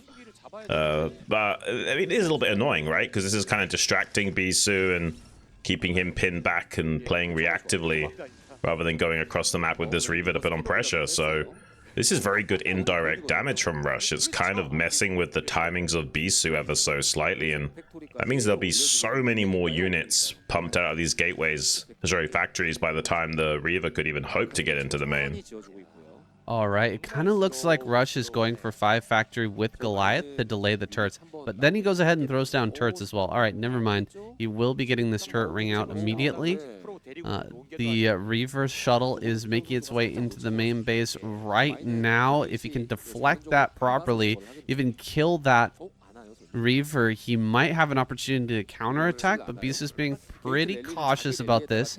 He's sitting in a very defensive position back at home with his Dragoons. He's not planning on diving in immediately yet. Yeah, and it doesn't look like Bisu plans on putting on any pressure. He's just making enough production to survive the timing from Rush here. I'm curious to see if he wants to throw down a really quick 4th base or not. He is going into 6-7 gateway, 8 gateway production first, so probably will have more like an 11-minute 4th base or something like that. But that does mean that he has to kind of wait for the leg enhancements to kick in to easily stop this push from Rush. And Rush is gearing up to take his 3rd base with 7 factory as well. 7 factory. Are you sure that's for a 3rd base? It feels like a push. 2 shuttles are going to dive in right now. Okay, yeah, He's got a CC. He Yeah. built a CC along with this, so front-loading that production here before the CC actually comes online, but he's going directly across the map for an attack. As this drop comes into the main, 4 or 5 zealots in there. With a Reaver as well, he could do quite a bit of economic damage, especially if he lands here in the natural. All the SCVs are so stacked, can't pull all of them at the same time, and so he takes a pretty big shot there, takes some pretty serious damage, diving on top of these tanks. Big zealot bombs here right in the middle of all this. The Dragoons are really stacked up as well, though, splashing this down pretty well. However, with a few more trickles of zealots, maybe he can bring the Reaver over as well, break this push, and keep doing damage in the main. This is terrible now for Rush as he loses all this army. Yeah, it's not ideal to say the least. He did trade reasonably, but not good enough to compensate for the disruption in the mining, and he didn't lose that many SCVs. Yeah, most of the damage he took was actually splash damage to the Scarab, so you can see a lot of red HP SCVs there in the natural. But this is still ongoing. He's still really struggling to get his economy back off the ground, and at this rate, he's going to really suffer. Like, he's got 7 factory production, and he can't utilize it at all, and he needs to get this third base up and running right now. And there's a chance that Bisu could go all in on 3 base here and try and punish this. Oh, okay. It's gonna dud. Oh, it doesn't dud! I thought it was gonna dud! He finds the connection! Oh my god, so many SCVs died. 11 kill Reaver now. The Reaver Scarab only lasts for 4 seconds. I think that was in like the last half of the third second. Seriously, that was so close to being a dud, but it gets so many kills. What a weird pathway. Broodwar is a crazy game, but that actually does connect and gets so much damage. Rush is gonna have to transfer his workers around. He's actually pretty slow to smooth this the mineral mining back out, get some SCVs into the main. I think he's sending those up there now, but you're right, he's not really able to utilize all 7 of these factories, and Bisu is slipping further and further ahead. Yeah, he's got to replace the SCVs now as well, so that's going to eat up more of his potential production. He's going to be struggling, and Bisu's identified that. Now that he's killed that massive chunk of SCVs, he has no need to attack right now. Well, he's going to expand and put on pressure, but he's not going to do like a 3 base all-in to punish the third of Rush. He's just going to put on pressure while taking his 4th base at the 3 o'clock. This makes a lot of sense. Yeah, he can come in here, do a couple of bombs on some tanks, see if there's a position that's worth breaking, if there's something he can get in. Okay, he looks at this spot and he thinks, you know what, I could probably get in there. He drops right on top of everything. Reaver here in the mix. It does get targeted down pretty handily. Tanks on the low ground might actually stifle this attack, but this is enough Dragoons where he can back up into the corner and just keep shooting down this CC. He can't push to the low ground, but he can absolutely try to deny this base. Yeah, I mean, Rush being pretty proactive, trying to shuffle forward with a tank, but he's actually going to end up losing it. I think he'll save the CC, but has traded quite a lot of units to do that. He's actually about 50 supply behind Bisu right now, and as he's trying to seize the high ground away from Bisu yet again, he's still not really firing in all cylinders during all of this. He's pretty much predominantly just pumping SCVs, so it's going to take him a long time to get a large standing army. So the tank count is going to be dwindling, unfortunately, and Bisu can really power up off these 4 bases and just keep bulldogging him over and over again and just zealot bomb the tanks like this. Get some beautiful mine drags as well. Forces an unsiege. Now the Dragoons can come in too. Yeah, I think there's storms here as well. This is just about it. GG is called. Rush taps out. Bisu moving forward. All right, Terran having a hard time. Already 2 players in the squad have been taken down. Only Light remains to try and make a comeback. For now, though, we've got Bisu versus Sulky. Cross-map situation here. This should be a fantastic match. Sulky, he has not been playing very much lately, guys. He's been playing a lot of League of Legends. He explicitly said he was planning on taking a bit of a break. Was kind of tired out by playing Broodwar all the time, by competing and, you know, putting his all in for the ASL the last few seasons. He definitely needed a bit of a mental reset, so he took some time. However, he has been improving once again. He has been playing in Pro League, and he's looking very scary. Yeah, he has been looking pretty good despite the lack of practice, and honestly, it's not that uncommon for a champion to lose their title and feel a sense of relief, right? Like you can kind of like take it easy for a change rather than like, you know, always being in the highest gear possible, grinding out the game all day, every day. Maybe he needs to kind of take a step back and then kind of relearn his love for the game and redevelop that passion yet again. Sometimes also taking a step away, you know, gets rid of some tunnel vision and actually can be a boon to your overall skill, allowing you to kind of override bad habits and also take the game a little bit less seriously, so you can kind of enjoy the process of playing more and kind of rediscover your love for the game all over again. I agree.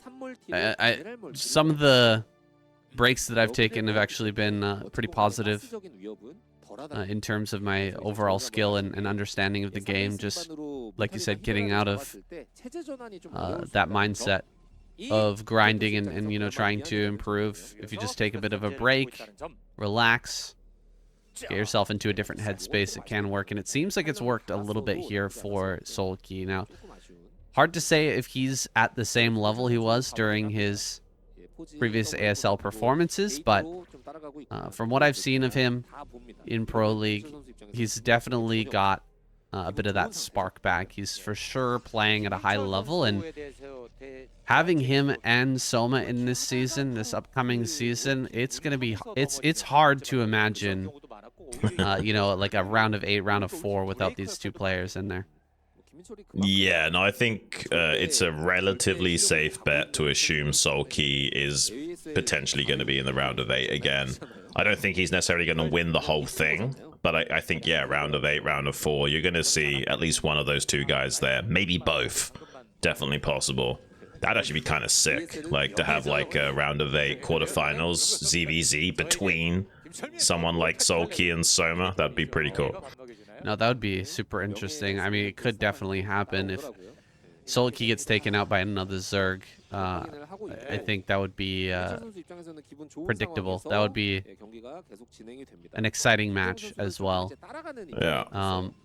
Bisu, he's been polishing up his Protoss versus Zerg. He's always been a bit of a leader in this matchup. He's been looking particularly strong recently too. We already had that great match versus Jaedong earlier. Can he pull off another victory here? Can he take out Solki? Because Protoss needs him to carry a lot of weight here. Yeah, I think that's for sure. I mean, Snow's waiting in the wings, but yeah, I think Snow against Soma and Solki, expecting him to easily dispatch those guys, probably not gonna happen unless he's having a good day. But he has improved a lot in his PvZ. It does. We were talking about it before about how it seems like Snow has taken a lot of the advice on board with his game. You know, some of the things that were not working, like his macro, his SimCity a little bit, his optimizations, more importantly, especially in PvZ. So yeah, I think like there's definitely a chance that Snow becomes increasingly a more complete player, but I don't think he's quite there yet. Yeah, taking out both Solki and Soma would be a tall order. Light is still in the wings, though. He might be able to dispatch one of these Zergs, or maybe even both. That would be pretty incredible. But I think Snow has the Light's number, honestly. Just my feeling from what I've seen in the past, you know, few months. Snow is... like, we talk about him improving in PvZ, but he is just so scary in PvT. Always has been, and like pretty much always will be, I feel. I think so, yeah. I mean, he'd have to like completely change his style for that to change, and I don't see him stopping being a microcentric Reaver god anytime soon. So yeah, I'm pretty sure just about any Terran under the sun, he's gonna win 7 out of 10 games against those guys. It just is what it is. He's just that good. He's just that good. Scouting through the main base here, sees the Spire of Solki. Needs to back off. It's a double tech play. Solki taking a bit of that Soma play on board, man. I've seen so many Zergs picking this up. Hero has really picked up this style. He's been doing really well with it. I've seen Larva really excel with it as well. It's funny how, you know, one win in the ASL, and you know, one new style, one new player, or one player using a specific style can just completely change the meta. I mean, Soma's an innovator, man. Like, unironically, like, he's like how Flash was for other Terrans. Getting in here with a DT, does find a drone kill, but not much besides that one single drone kill. So this Sunken was a great ad here from Sulky to make sure he's really safe and buttoned up here at his third. But yeah, going back to that, man, like, I've talked about cross-teching for many years, but I've not seen someone execute it to the same degree of finesse that Soma can. It's almost like he's reinvented the wheel. It's kind of crazy. Yeah, it was, for those of you who aren't following along with what we're talking about here, it was not common just, you know, maybe a year ago, 6 months ago, for Zerg players to build both the Spire and the Hydra Den at the same time. It was kind of not thought of as good, because you're kind of throwing away some money, right? If you're gonna build mutas, if you build the Hydralisk Den, then you're wasting a drone, and you're you know, losing that money, right? You're spending the money to build the Hydra Den, and you're losing a drone. So why not just make mutalist and try to hide the fact of what you're doing? Soma is the first guy who really started just doing this consistently, building both techs, and then seeing how the Zerg or how the Protoss player is responding, and then making an alternative move, like switching it up on the fly and trying to catch the Protoss player off guard. And he's done such a magnificent job. It's totally caught on. And if some of you guys are wondering, like, well, why didn't people do this sooner? Well, it's because it's not easy to do at all. You kind of have to play perfectly.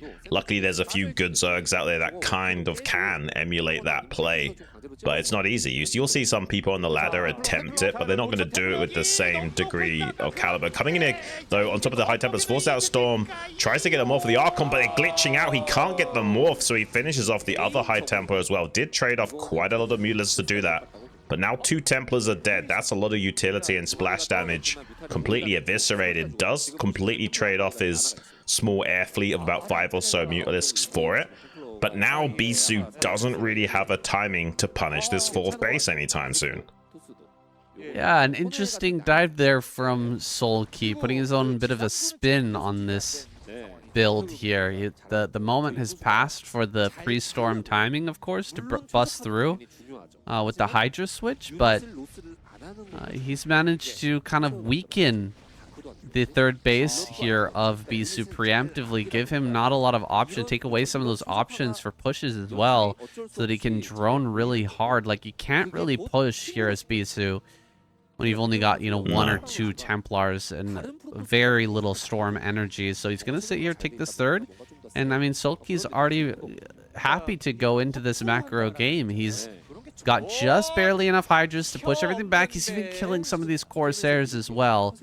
And we may see him just go straight into Hive, just get himself into a good macro focus position, a really nice economic spot where it's really his game to lose. He loves this type of play. He loves to get into that Hive, go deep into Defiler, and just plague the bejesus out of the entire Protoss army.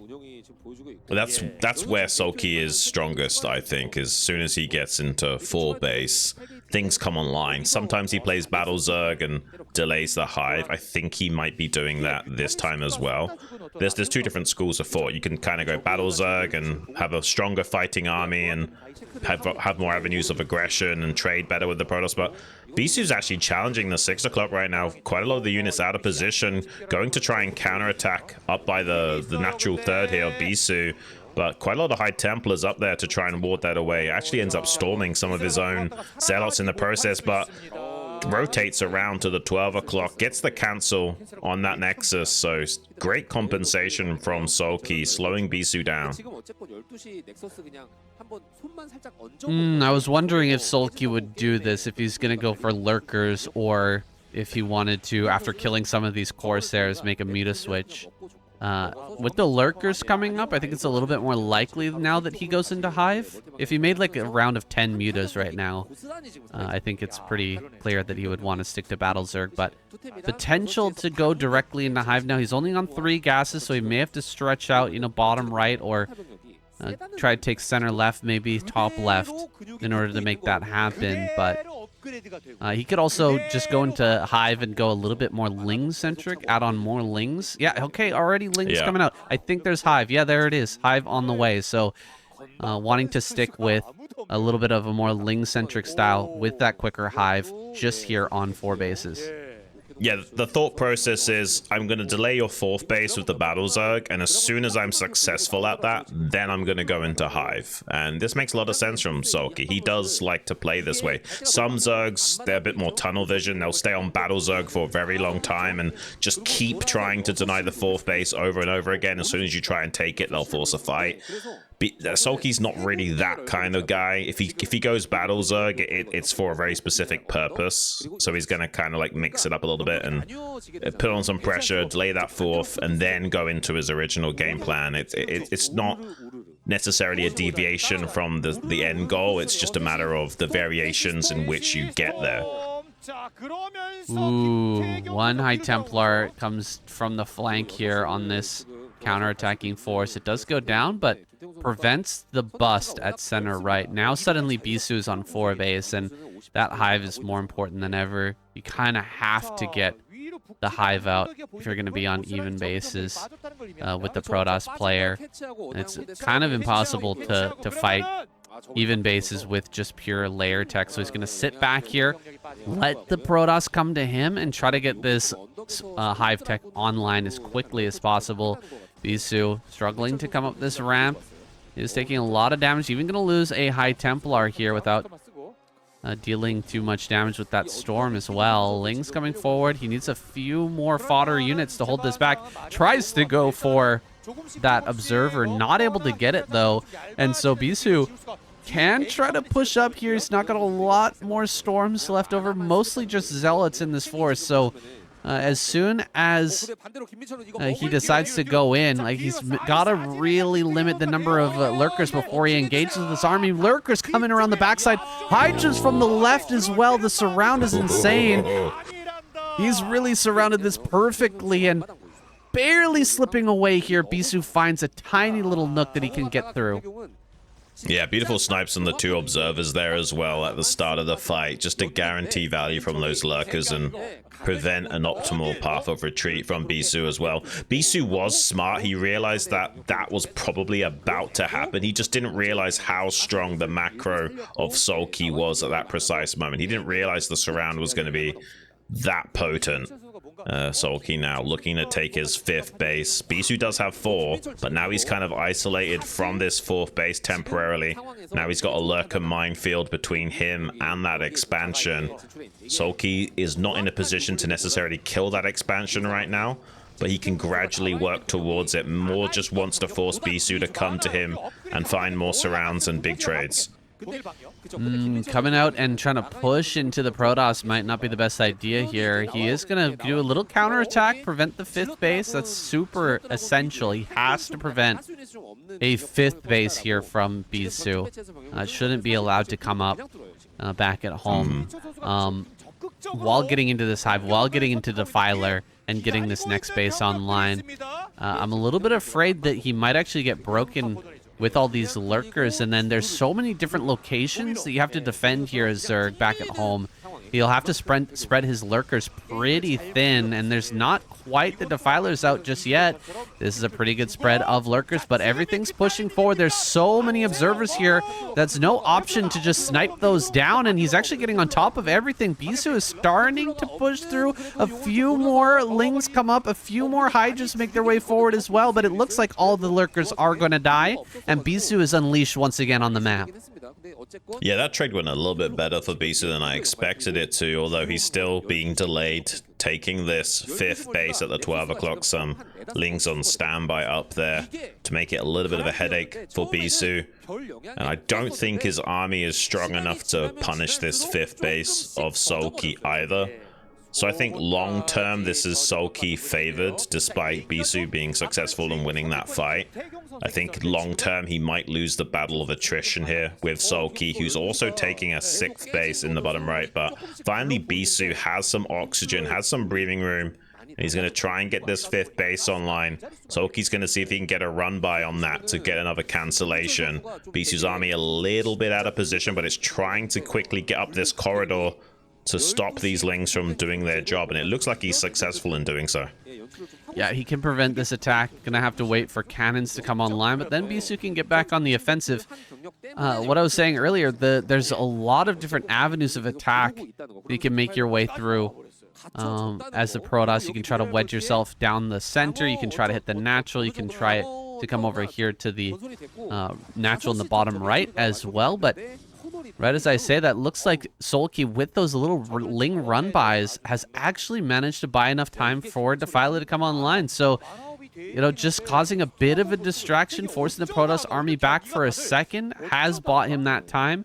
He can now defend with a much smaller number of units and spread himself a lot more thin without getting punished nearly as badly here. So, Sulky's starting to spread out to half the map now, taking that bottom right. Yeah, it's 2-2 upgrades for Bisu against 2 Carapace, 1 melee upgrade here from Sulky, and Bisu's just now got a shield upgrade online as well, so he's looking pretty good on the upgrades. Looking to see if he can poke and prod, just trying to find ways of skirmishing with Sulky. This isn't necessarily to kill Sulky or kill a base. He just wants to find some good trades and utilize some storms and kind of try and bait out like chunks of the Zerg's army at a time to whittle down Sulky from getting too much of a Sauron Zerg army to utilize later. Now he's finally mining at that 5th base at the 12 o'clock. He's just about mined out in both the main and the natural, so it's pretty well timed. He's now basically still on 3 base worth economy, but Sulky's just about to start getting additional bases online as well, so Bisu probably feels still a little bit of pressure to keep at least trading with Sulky non-stop and finding any hole to exploit, like the run by with the Zealots here to try and disrupt the mining in the bottom right.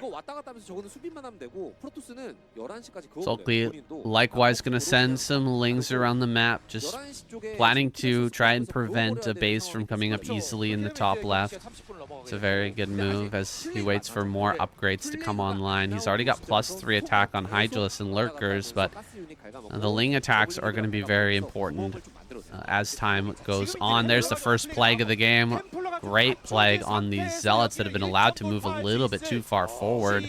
They get minced by the +3 spines of those Lurkers, and Bisu is going to be forced back here, man. He can't be losing any of these Archons right now. It's kind of key that he keeps these alive and continues to kind of build up that Archon count over time. That's where the real value comes from in this army, is Archons, High Templar, and of course Zealots are just going to be that fodder. Some Dragoons are helpful, but they're not nearly as helpful now that Dark Swarm is out.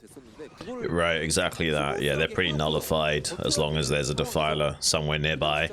Bisu looks to be taking the northwestern quadrant right now. There are some counterattacks. Oh, but a big drop from Bisu here in the bottom right. Look at all those Dark Templars. He's going to chew through this base pretty quickly, but Sulky does have some units on standby nearby. He's actually looking to maybe attack the 3 o'clock base of Bisu while he's distracted. There's a couple of Zealots blocking the ramp, but there's no storm available at this outpost. So with that Dark Swarm, he might find some good progress there, eliminating some of those cannons and opening up this base to further counterattacks. Bisu kind of has to delegate a lot of forces to re-secure this location, but did do significant damage in that bottom right and killed the hatchery there. So Bisu's still looking pretty fantastic. He hasn't lost that expansion. He can get a big storm off at this mineral only maybe as well.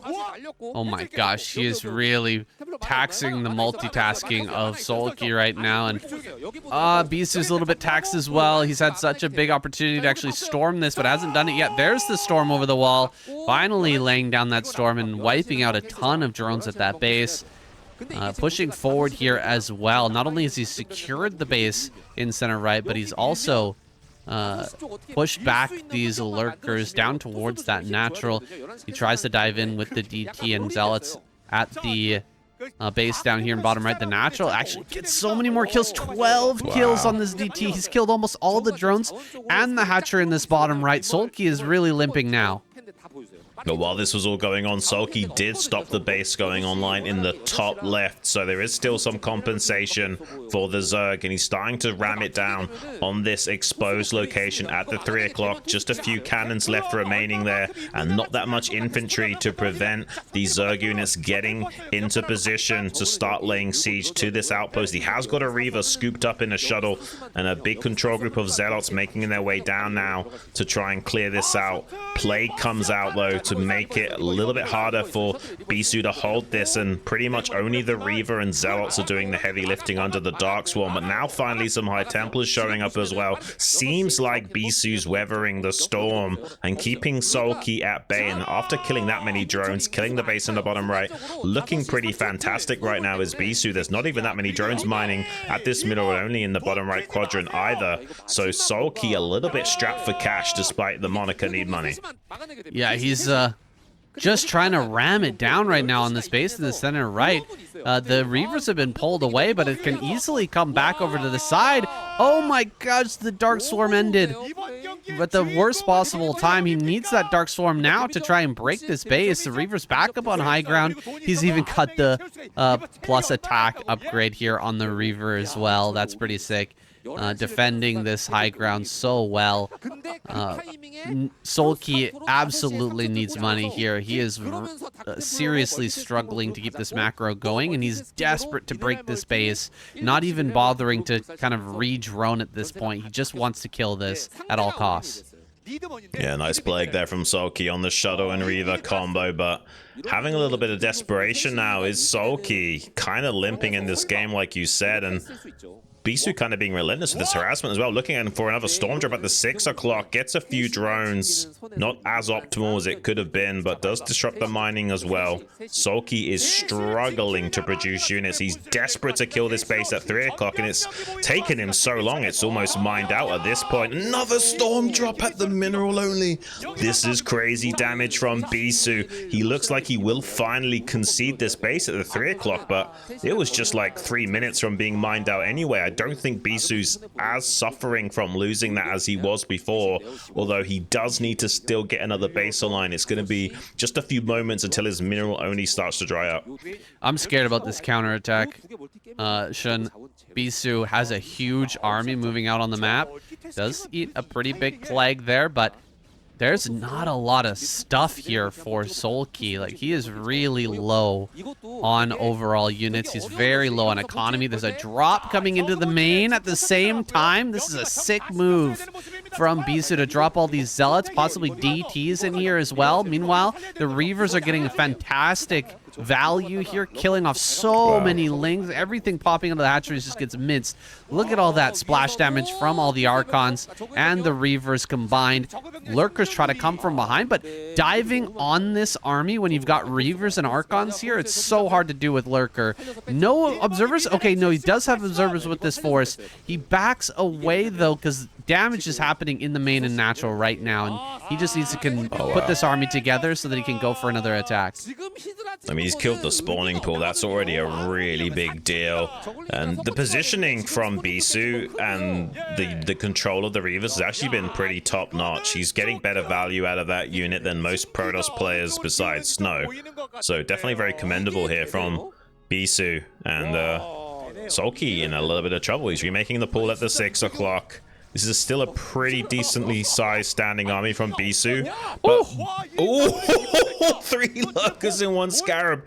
But Bisu probably also needs to guarantee maintaining pressure right now. He can't ease up off the gas pedal. He hasn't tried to take another expansion, and he's about to dry up at the mineral only. He has to start knocking out more and more economy from Sulky now to guarantee the game state. If he eases up just a little bit, Sulky could claw his way back into this. He kind of has to go all in and just ram it down like this, and it's worked perfectly. Sulky taps out. GG, really good game from Bisu, and we're gonna have Bisu versus Light coming up next.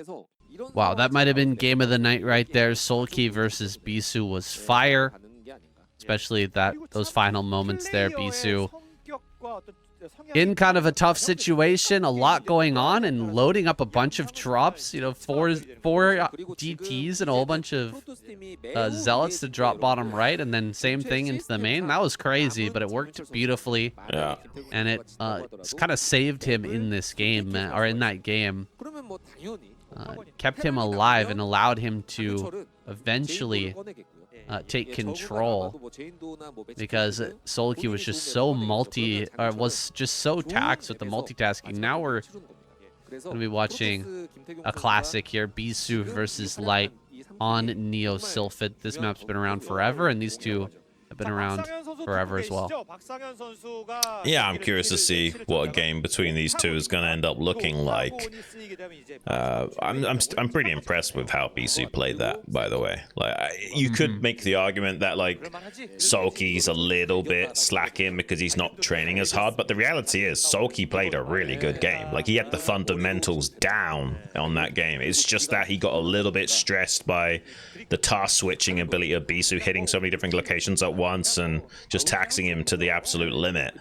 And that just is a commendable mention for Bisu and how relentless he was being, and identified that there's no way he's gonna keep getting a base online with the counterattacks of Sulky. He had to kind of shift gears and just start focusing on running it down more while hitting multiple occasions with the shuttles, the storm drops, everything else, and it worked absolutely to perfection for him. John, I'm sensing that there might be an SCV pull here. Nexus first spotted, one gateway afterwards, and Light pulls back the SCV before showing it here at the natural. So Bisu doesn't know that there was an SCV here scouting him. There might be an opportunity to do something a little bit funky. Okay, he's going to send it in from like a weird direction here, trying to kind of fake him out. Bisu not fooled because he sent out a probe very early and already scouted bottom right, but I thought he might think about like putting a second factor or something, like two-facting with a second factory out on the map. Not the case. He may still pull the SCVs though. He might do it, man. He's still making Marines here, and he's throwing down another supply depot, so there is a chance he just goes for it. It's a hard decision to make because you're always kind of like, how many SCVs do I send? You kind of need to at least send 6, but sometimes that's not enough, and you would have probably won the game if you just like sent, you know, 7, 8, or 9, maybe even 10. And he's pulling the boys, by the way. It's just a matter of how many boys are getting pulled. 6 is like the minimum investment, but you'll sometimes see upwards of 8 or 9. It looks like it's going to be a total of 7, including the SCV scout here. So it's pretty reasonable, but it's not like completely all in. Like, he wants to leave himself an option to not be so far behind if it doesn't go perfectly.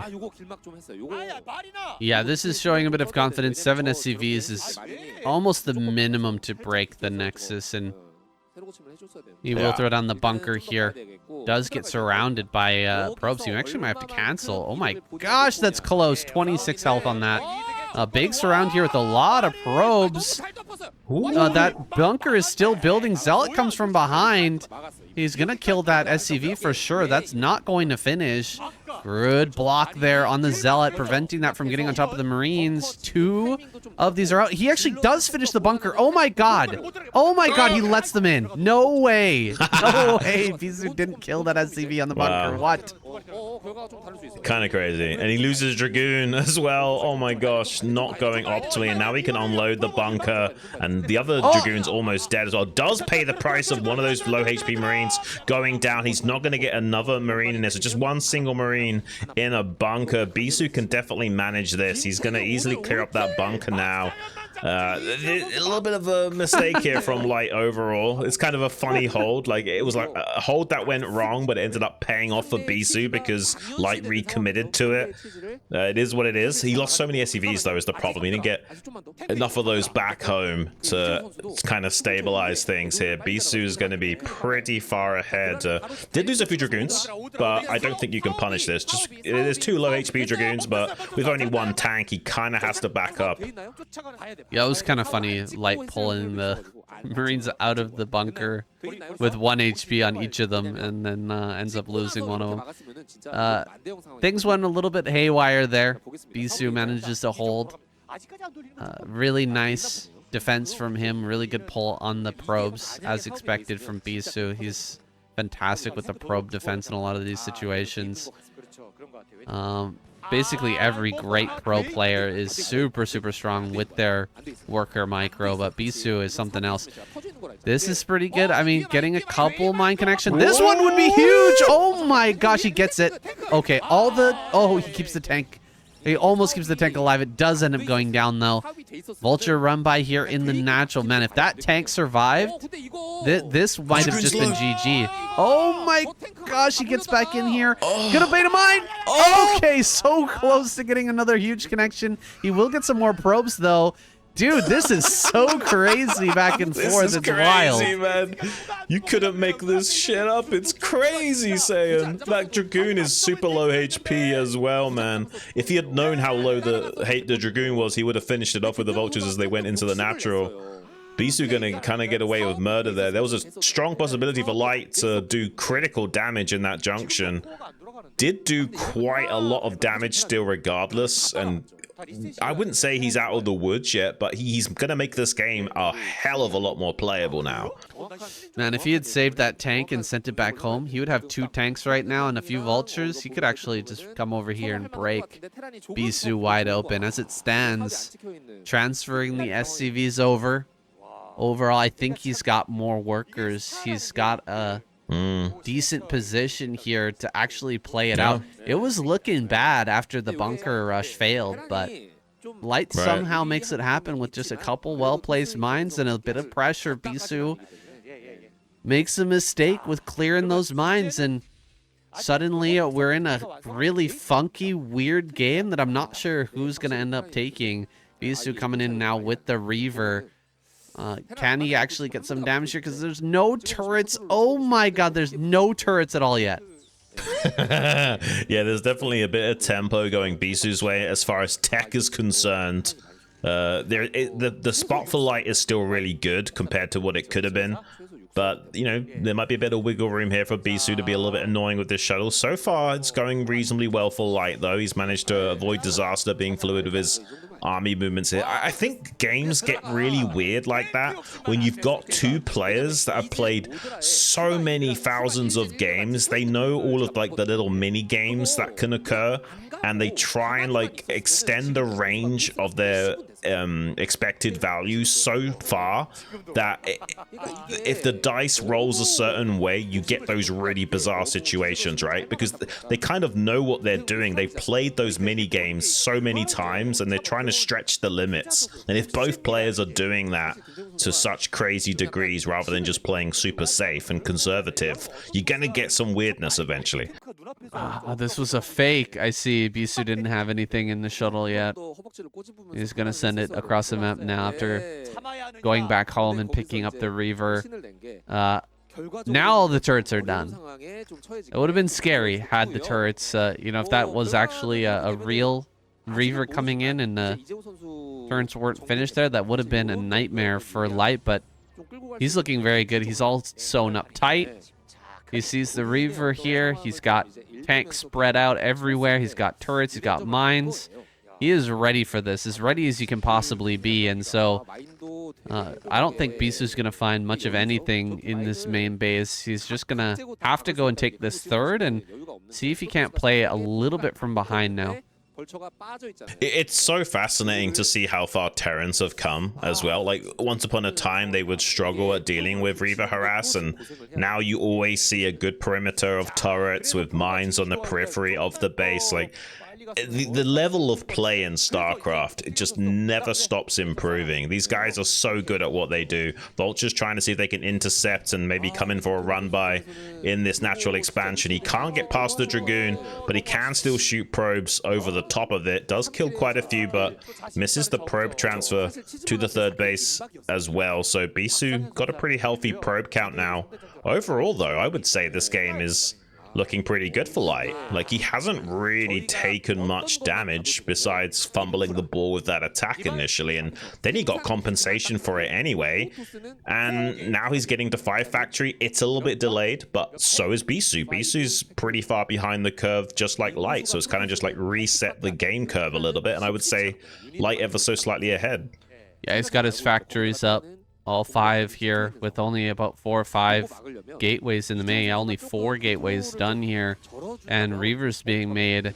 A light, if he manages to kill this Reaver, if Bisu gets a little bit too frisky and gets a little too close and ends up losing it, there might be a push that could end Bisu right now.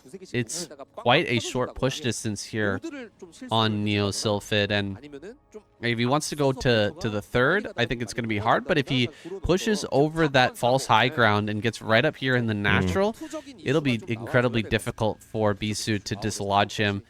3rd base starts up. Light not interested in doing a push just yet. Wants to go ahead and get that 3rd operational and maybe wait for a few more upgrades to come online here while harassing with vultures. You can do both. Like, you can start the CC, and when it's about halfway done, you can still do a push and then just pull back when you feel like you're not going to make much headway.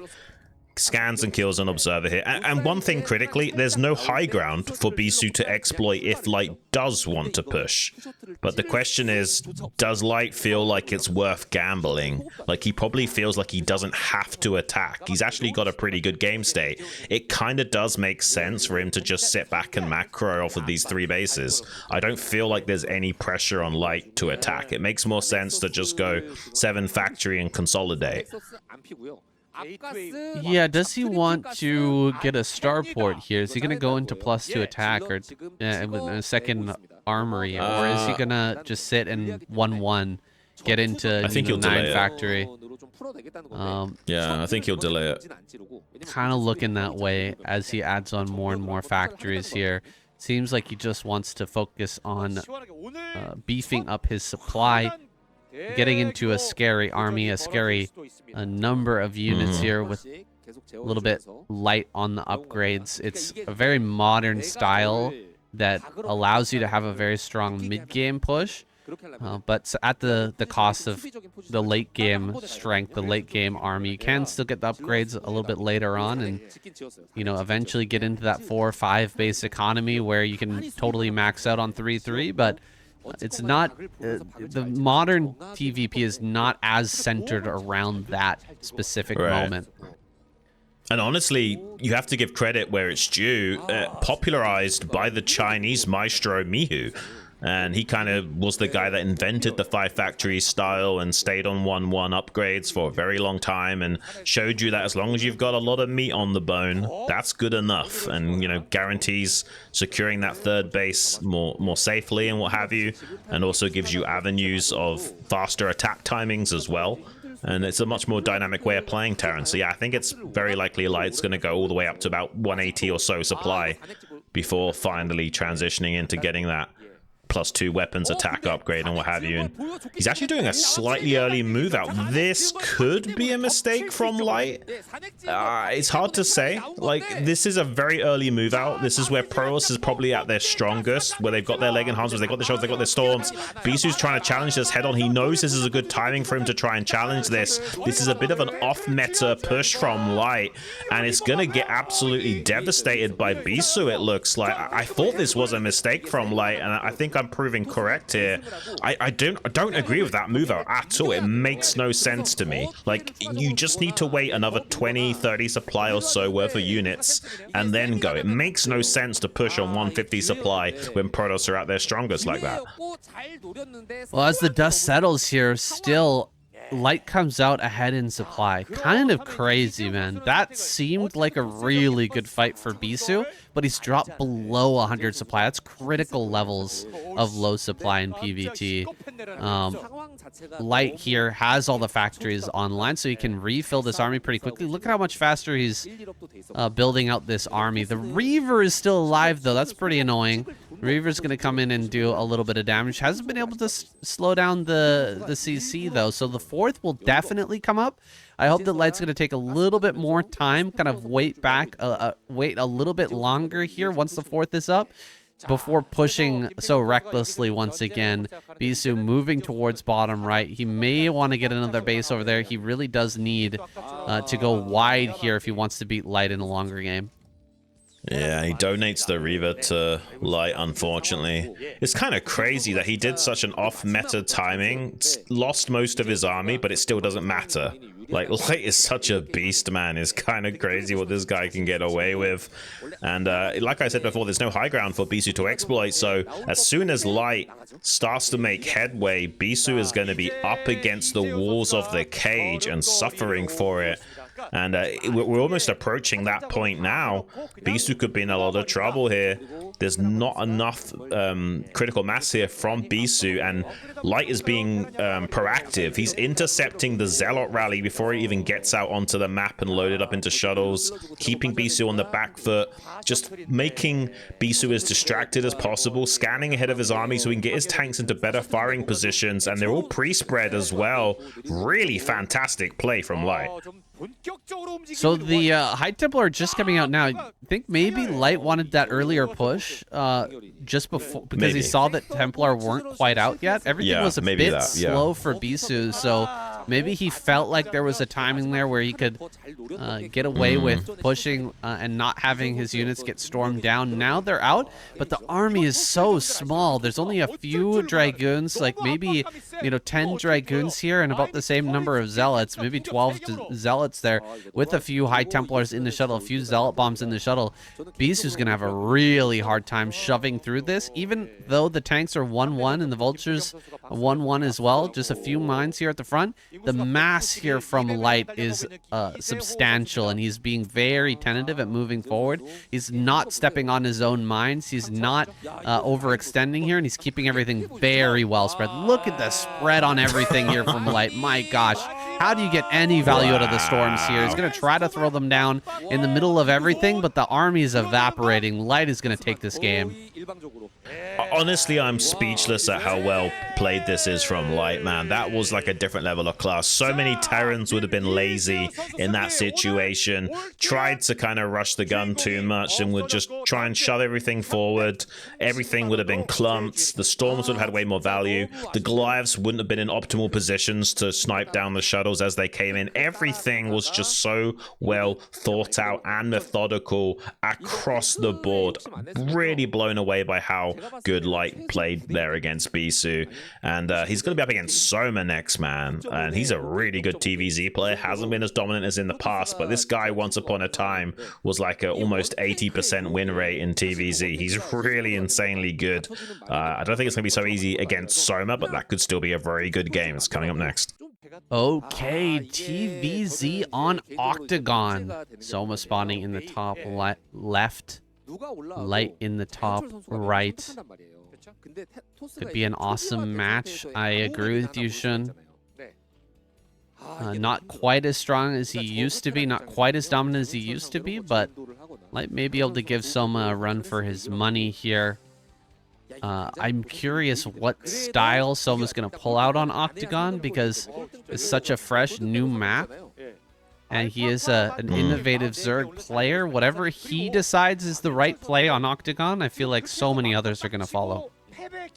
Yeah, and speaking of this map, I think it's very fitting for StarCraft. A lot of these matchups between these gamers feel like a cage match in like MMA or something. So yeah, having an Octagon map I think is very appropriate. But yeah, I'm not so sure Light's up to the task of taking it to Soma and making it look easy. I think if he does win, this is going to be a bit of a slog. I think it's going to be really tough. But he's capable. I think he certainly is of the caliber that he could still beat someone like Soma here. But I would have to put money on Soma. I think that Soma would be like a 60% or more favorite. Yeah, I tend to agree with you there. There's always some funky stuff that can happen, right? Especially with Zerg. If you don't have the sunken colony finish in time, or like you accidentally, let Lings walk in and die against a few Marines early game, things can spiral out of control really, really quick. A Vulture slips in when it shouldn't. Those type of small things can totally ruin your day as a Zerg player, but Soma is one of those guys who's just so good, so smooth at handling the Zerg weaponry. It's very rare that he makes any of those small mistakes, and that's what makes him Yeah. such a consistent, strong player. Yeah, some days he seems a little bit more flimsy than others. So, you know, maybe one day of the week you'll catch him having a bad day and you might get away with some timings that wouldn't usually work. So who knows, maybe Soma's having a bad day today as well. But it's not very often. It's almost like sulky level of consistency during that period of dominance, those 4 back-to-back ASL championships. He's just like an iron curtain, which has kind of got everything mapped out to a T, and it's really hard to get one under his nose. I don't think it's necessarily going to happen here. I think if Light's going to beat Soma, it's going to have to be a timing attack that does damage in the mid game, and then like going into like, you know, double expansion, battle cruisers, or triple factory tank or something. I don't think it's going to be like an early sunken bust. Well, Light here poking at the front with his 1 racks fast expand. He's following it up with a +1 build. Engineering bay finished up here, or finishing up here in the main base. So we may be seeing 4 barracks from him to follow that up. It's a pretty strong play. Sunken colony at the front here for Soma, kind of unnecessary, but he doesn't know that. He hasn't been able to scout what Light is up to, so he's being a little bit safe, cutting off Ling production early, and you know, with just these 4 Lings coming to scout, having that sunken colony makes him very safe. Yeah, I mean, you have to respect the possibility of like a really early 2-racks and what have you, but Light is probably going to do one of his go-to builds where, you know, he gets the eBay out first, he gets the academy out, and then he'll go into like, you know, 4 barracks worth of production. Actually going to catch the SCV scout and denies full confirmation. That doesn't feel good for Light. Like, he can be pretty sure what he's up against, but you don't want to deal with assumptions as Terran. Like, you make the assumption, but then you confirm your assumption. And when you're playing in the dark like that, when you kind of got to hedge your bets when you don't want to, it doesn't feel nice. Yeah, the sunken is actually supposed to make it so that the Terran player has to play in the dark, right? It's kind of funny that Light was able to slip by with the SCV there and get into the main base, but corrected by Soma. He gets rid of that SCV with the good drone micro, has his 2.5 hatchery now in the main base, and so, I mean, 2.5 hatchery versus 4 factory, like this is insanely played out matchup. It's been done a million times here over the past couple of years, and both players are super familiar with it. Nothing out of the ordinary just yet on Octagon. Yeah, a lot of Terrans are doing this Light-esque style 4-racks these days. There's one thing Light does different, and he'll cut a lot more SCVs than most Terrans will. Like right now, the CC isn't even blinking, and it won't be blinking very much from now on. He'll make a couple of more SCVs once he's set up, but not many more. He likes to play very low economy and maximize production to hit timings that are razor thin that the Zergs are not anticipating. Good slowdown though from Soma, comes in here picking up a couple of SCVs, delaying that 4 fracks from finishing up. He's not going to get a lot done with this, but any slowdown on Light is actually a big deal because he's trying to hit timings that other Terrans aren't actually necessarily going for with that SCV cutting. Yeah, stopping at about 35 SCVs is where Light tends to kind of halt here. He's going to remake a few SCVs. He lost like 3-4 there, and so needs to have at least enough SCVs to enable these barracks to work full time, and also to get the factory online. It allows him to get just so many Marines out early on, and then also have the factory at a pretty swift timing to follow up with, you know, either a tank push or some very quick vessels and drop ships to try and tear the Zerg apart. Base has been thrown down in the bottom left from Soma, so he's going to be taking the natural.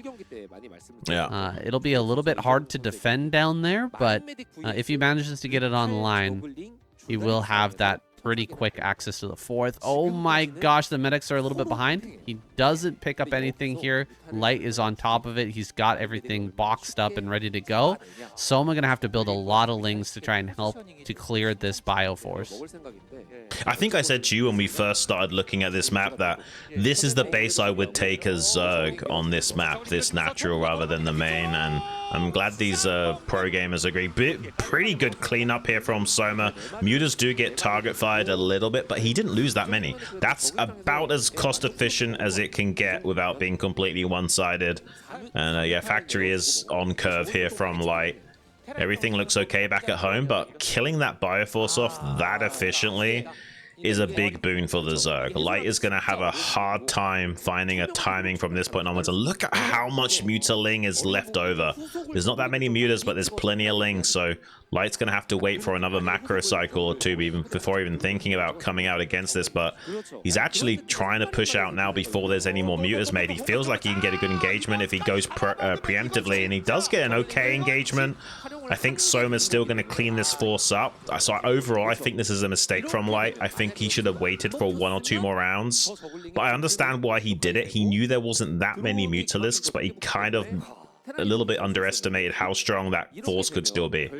Yeah, Soma did a great engage there. He was actually at the top of the ramp there, the ridge, as the Marines were engaging with the Lings, so some missed shots helped him to tank that damage and eventually surround and overcome the forces there of Light. And now Light is in a pretty desperate situation. Like, he is so low on Marines, and Soma was able to get away with droning up pretty heavily. Like, he's got a bunch of drones down at bottom left now. Yeah. He's still got Lings left over, and he's pumped out a bunch more Mutas as well, so he can put on pressure, he can keep Light back, and he's making all the right moves for the transition.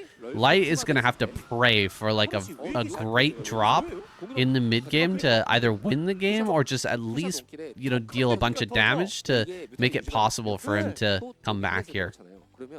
I'm really impressed with just how good Zergs are in general. He even catches the medic with some Lings, man. Like, Zergs have really figured out ZVT. It's taken them a long time. For such a long stretch of the Starcraft era, it was very Terran-sided, and it still can be with the timing attacks. And I think at the highest level of play, though, there's so much more innovation and metagaming from the Zerg side that the Terrans are having a hard time keeping up with things, and they're kind of staying with what they think works, and that's helping the Zergs out more because you're doing the same style over and over again, and the Zergs are going to keep metagaming it into oblivion. It makes me think that the Terran dugout needs to kind of go back to the lab and start to like cook up something a little bit different here, because players of Soma's caliber are just getting so good at dealing with this style now. Oh my god, look at this. He built 2 dropships right off the bat, Shun. He wants so desperately to come back in this game through a drop that he's probably just gonna die. Like, he's making bunkers here, yeah. But you know what's arrived at his natural now? Defiler. He's got like a bunch of lurkers and a Defiler here at his natural, and he's just picked up everything. If he just goes for it here, I don't see how you hold. Like, he could just attack this bunker and he would probably kill Light straight up, but he's waiting patiently for the consume, which means he's pretty wide open back at home. I just don't know how Light survives this. He's gonna dive in. Probably actually gets a lot of damage with this attack, to be honest. Like, this could actually kill a lot of workers and even a lot of tech. It might get a little bit weird here, Shun. It could get pretty wacky. But I don't know how he's going to kill that many lurkers, because he's only going to have at maximum 2 irradiates as the game stretches out, and there's quite a lot of Mutaling coming back into the main base to clear this up, so he actually is going to defend back at home while busting with lurkers in the main base. Soma is so good at this game. Kind of crazy. Like, I can see why people complain about Zerg, because when you've got someone that's that good at the game, they literally do make the race look OP. All right, guys, it's our final game of the night, and yes, it's on Jane Doe. Oh my gosh, I'm so happy, Shun.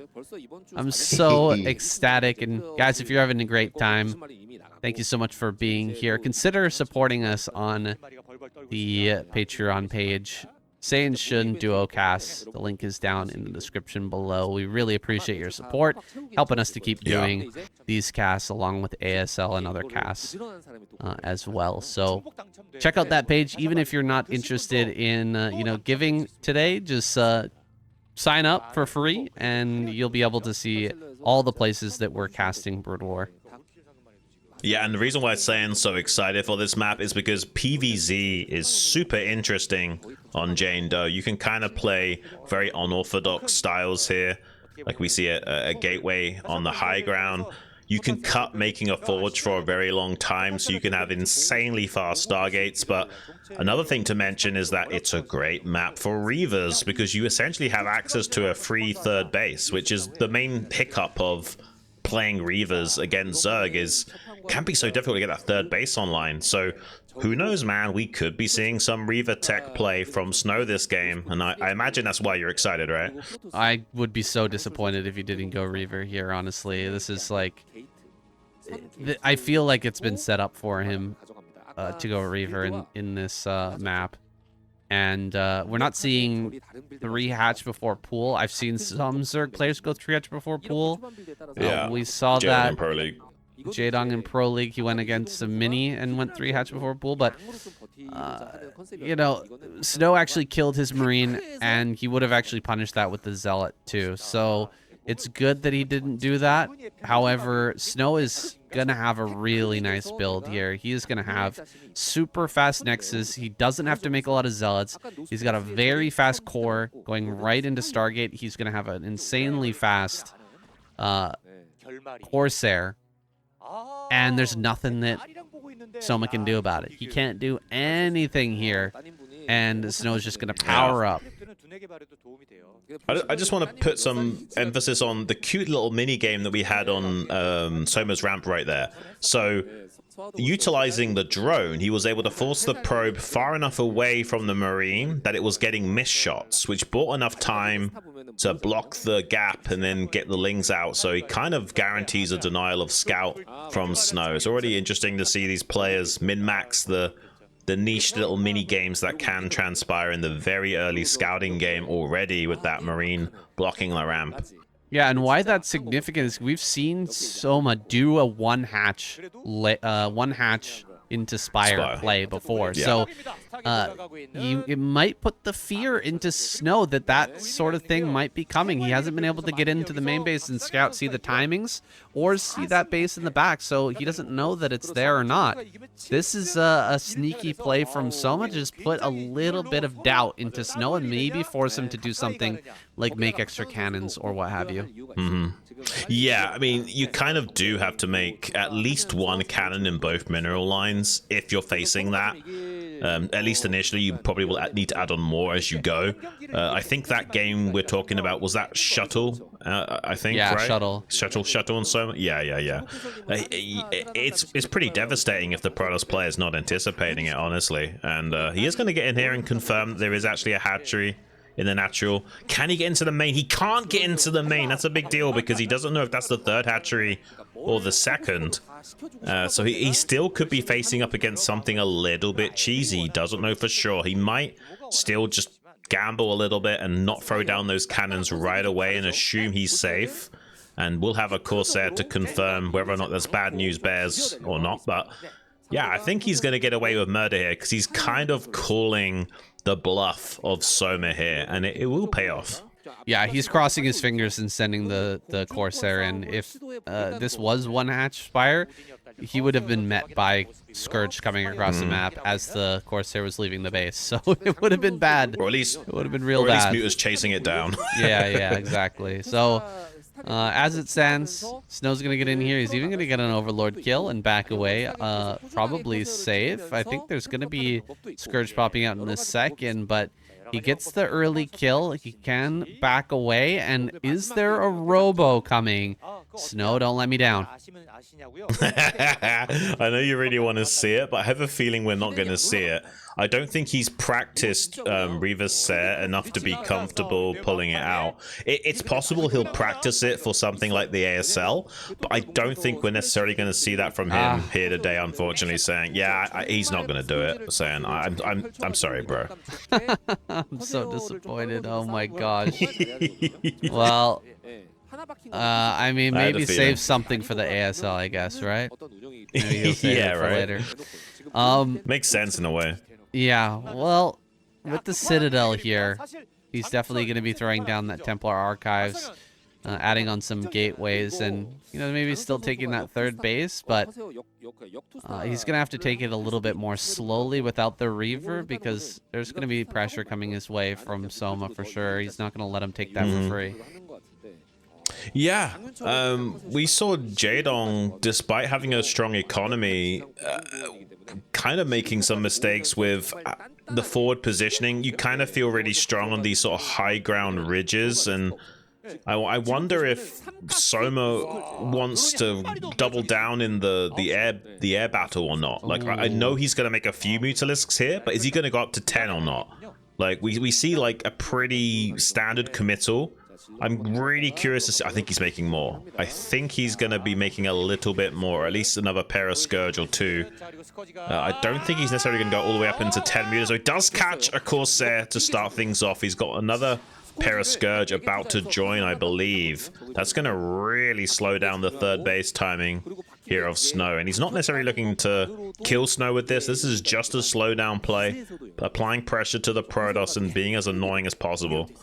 Yeah, he's looking for options here. He might be able to dive this cannon. At least force the Corsairs to engage. That's the real plan. Get some more hits with these.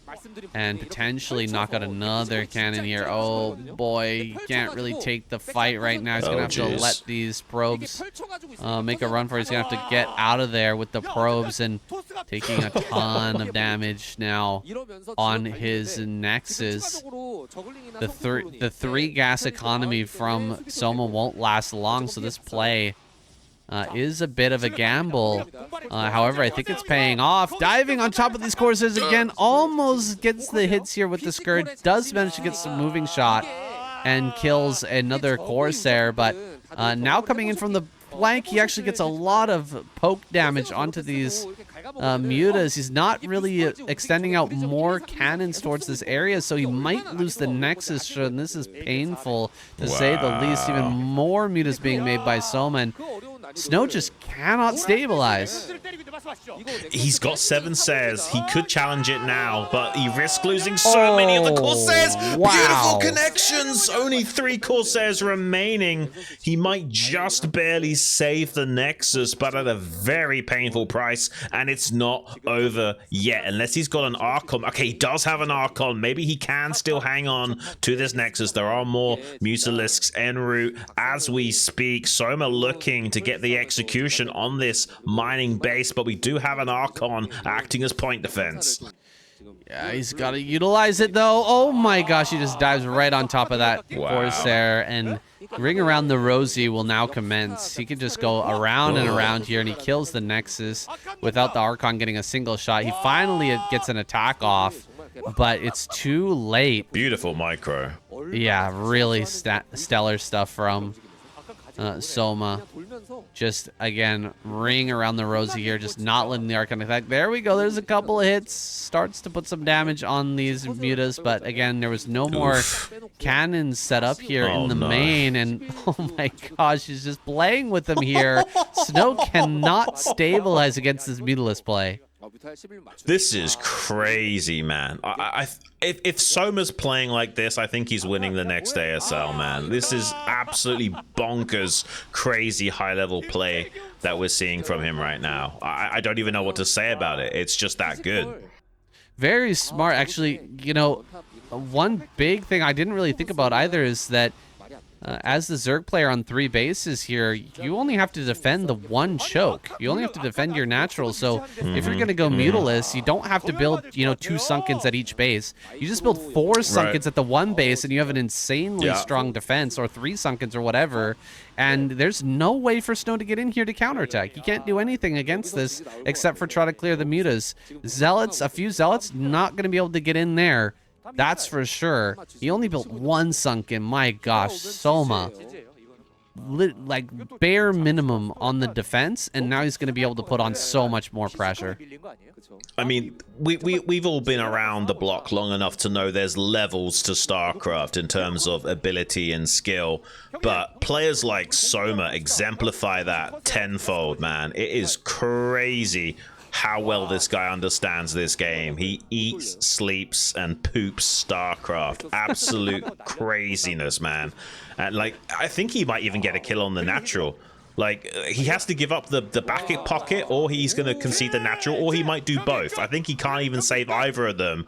Just absolute master class from Soma, man. I don't know what to say about it. By the way, you've accidentally crossed off Soma on the bottom list. You're totally right. I did. I was thinking his name, and for whatever reason, I crossed it out. Let me uncross that. They both begin with S, I guess.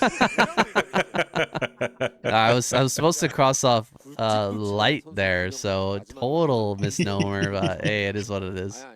Yeah. Seriously though, stellar play from Soma. Very well deserving of those wins, and gonna be 2 points on the board for the Zerg squad. Terran starting to flatline now as we go into our point score screen, but Protoss still well ahead in the lead. So I honestly, it's quite good for them. I mean, they still got a point on the board this week. Snow might have lost to Soma, but, you know, they got a point on the board. They still got a 2-point lead over Zerg. It's looking more and more likely that Terran's going to be in that semifinals, and Protoss might still be able to secure their spot in the finals at this rate. But who knows, man? Zerg could still turn it around. What do you think? Man, I'm still kind of shocked at Soma's performance there. That was incredible. I wonder, do you have to go like 2 Stargate and then Reaver? I feel like 2 Stargate Reaver is more, it's more viable than like 2 Stargate into Zealot and High Templar and all that. Possibly. I'm not sure though, guys. Leave us your comments down below. Let us know what you think about Jane Doe and about the map and all our thoughts here today. I'm so impressed by Soma, like the tactical thinking, and then also the micro he was doing was insane, but also he was perfectly hitting his macro behind all of that too. Like he was droning, he was like getting into, getting all the upgrades. He was starting to pump out Hydras, and then as soon as he was done with all that micro, he already had the forces ready, and he just goes across the map and denies everything, just totally crushes them. What's even more crazy is that was like a feeler build. Like he wasn't gonna definitely do that style. He made only 6 mutas initially and just probed for weakness. And as soon as he sensed any weakness, then he starts making more mutas. Yeah. Like I love that dynamic way of playing Zerg. Like he's keeping his options open so he can just transition out of it if he needs to, and doesn't overcommit unnecessarily as well. I'm really impressed. Yeah, it was a fantastic game, guys. A lot of fantastic, great games here today in KCM. Thank you guys so much for hanging out with us today and enjoying this beautiful game. We'll be back next week with number 5 here in the 8-week spread. You guys stay awesome. See you in the next week. Thanks, guys.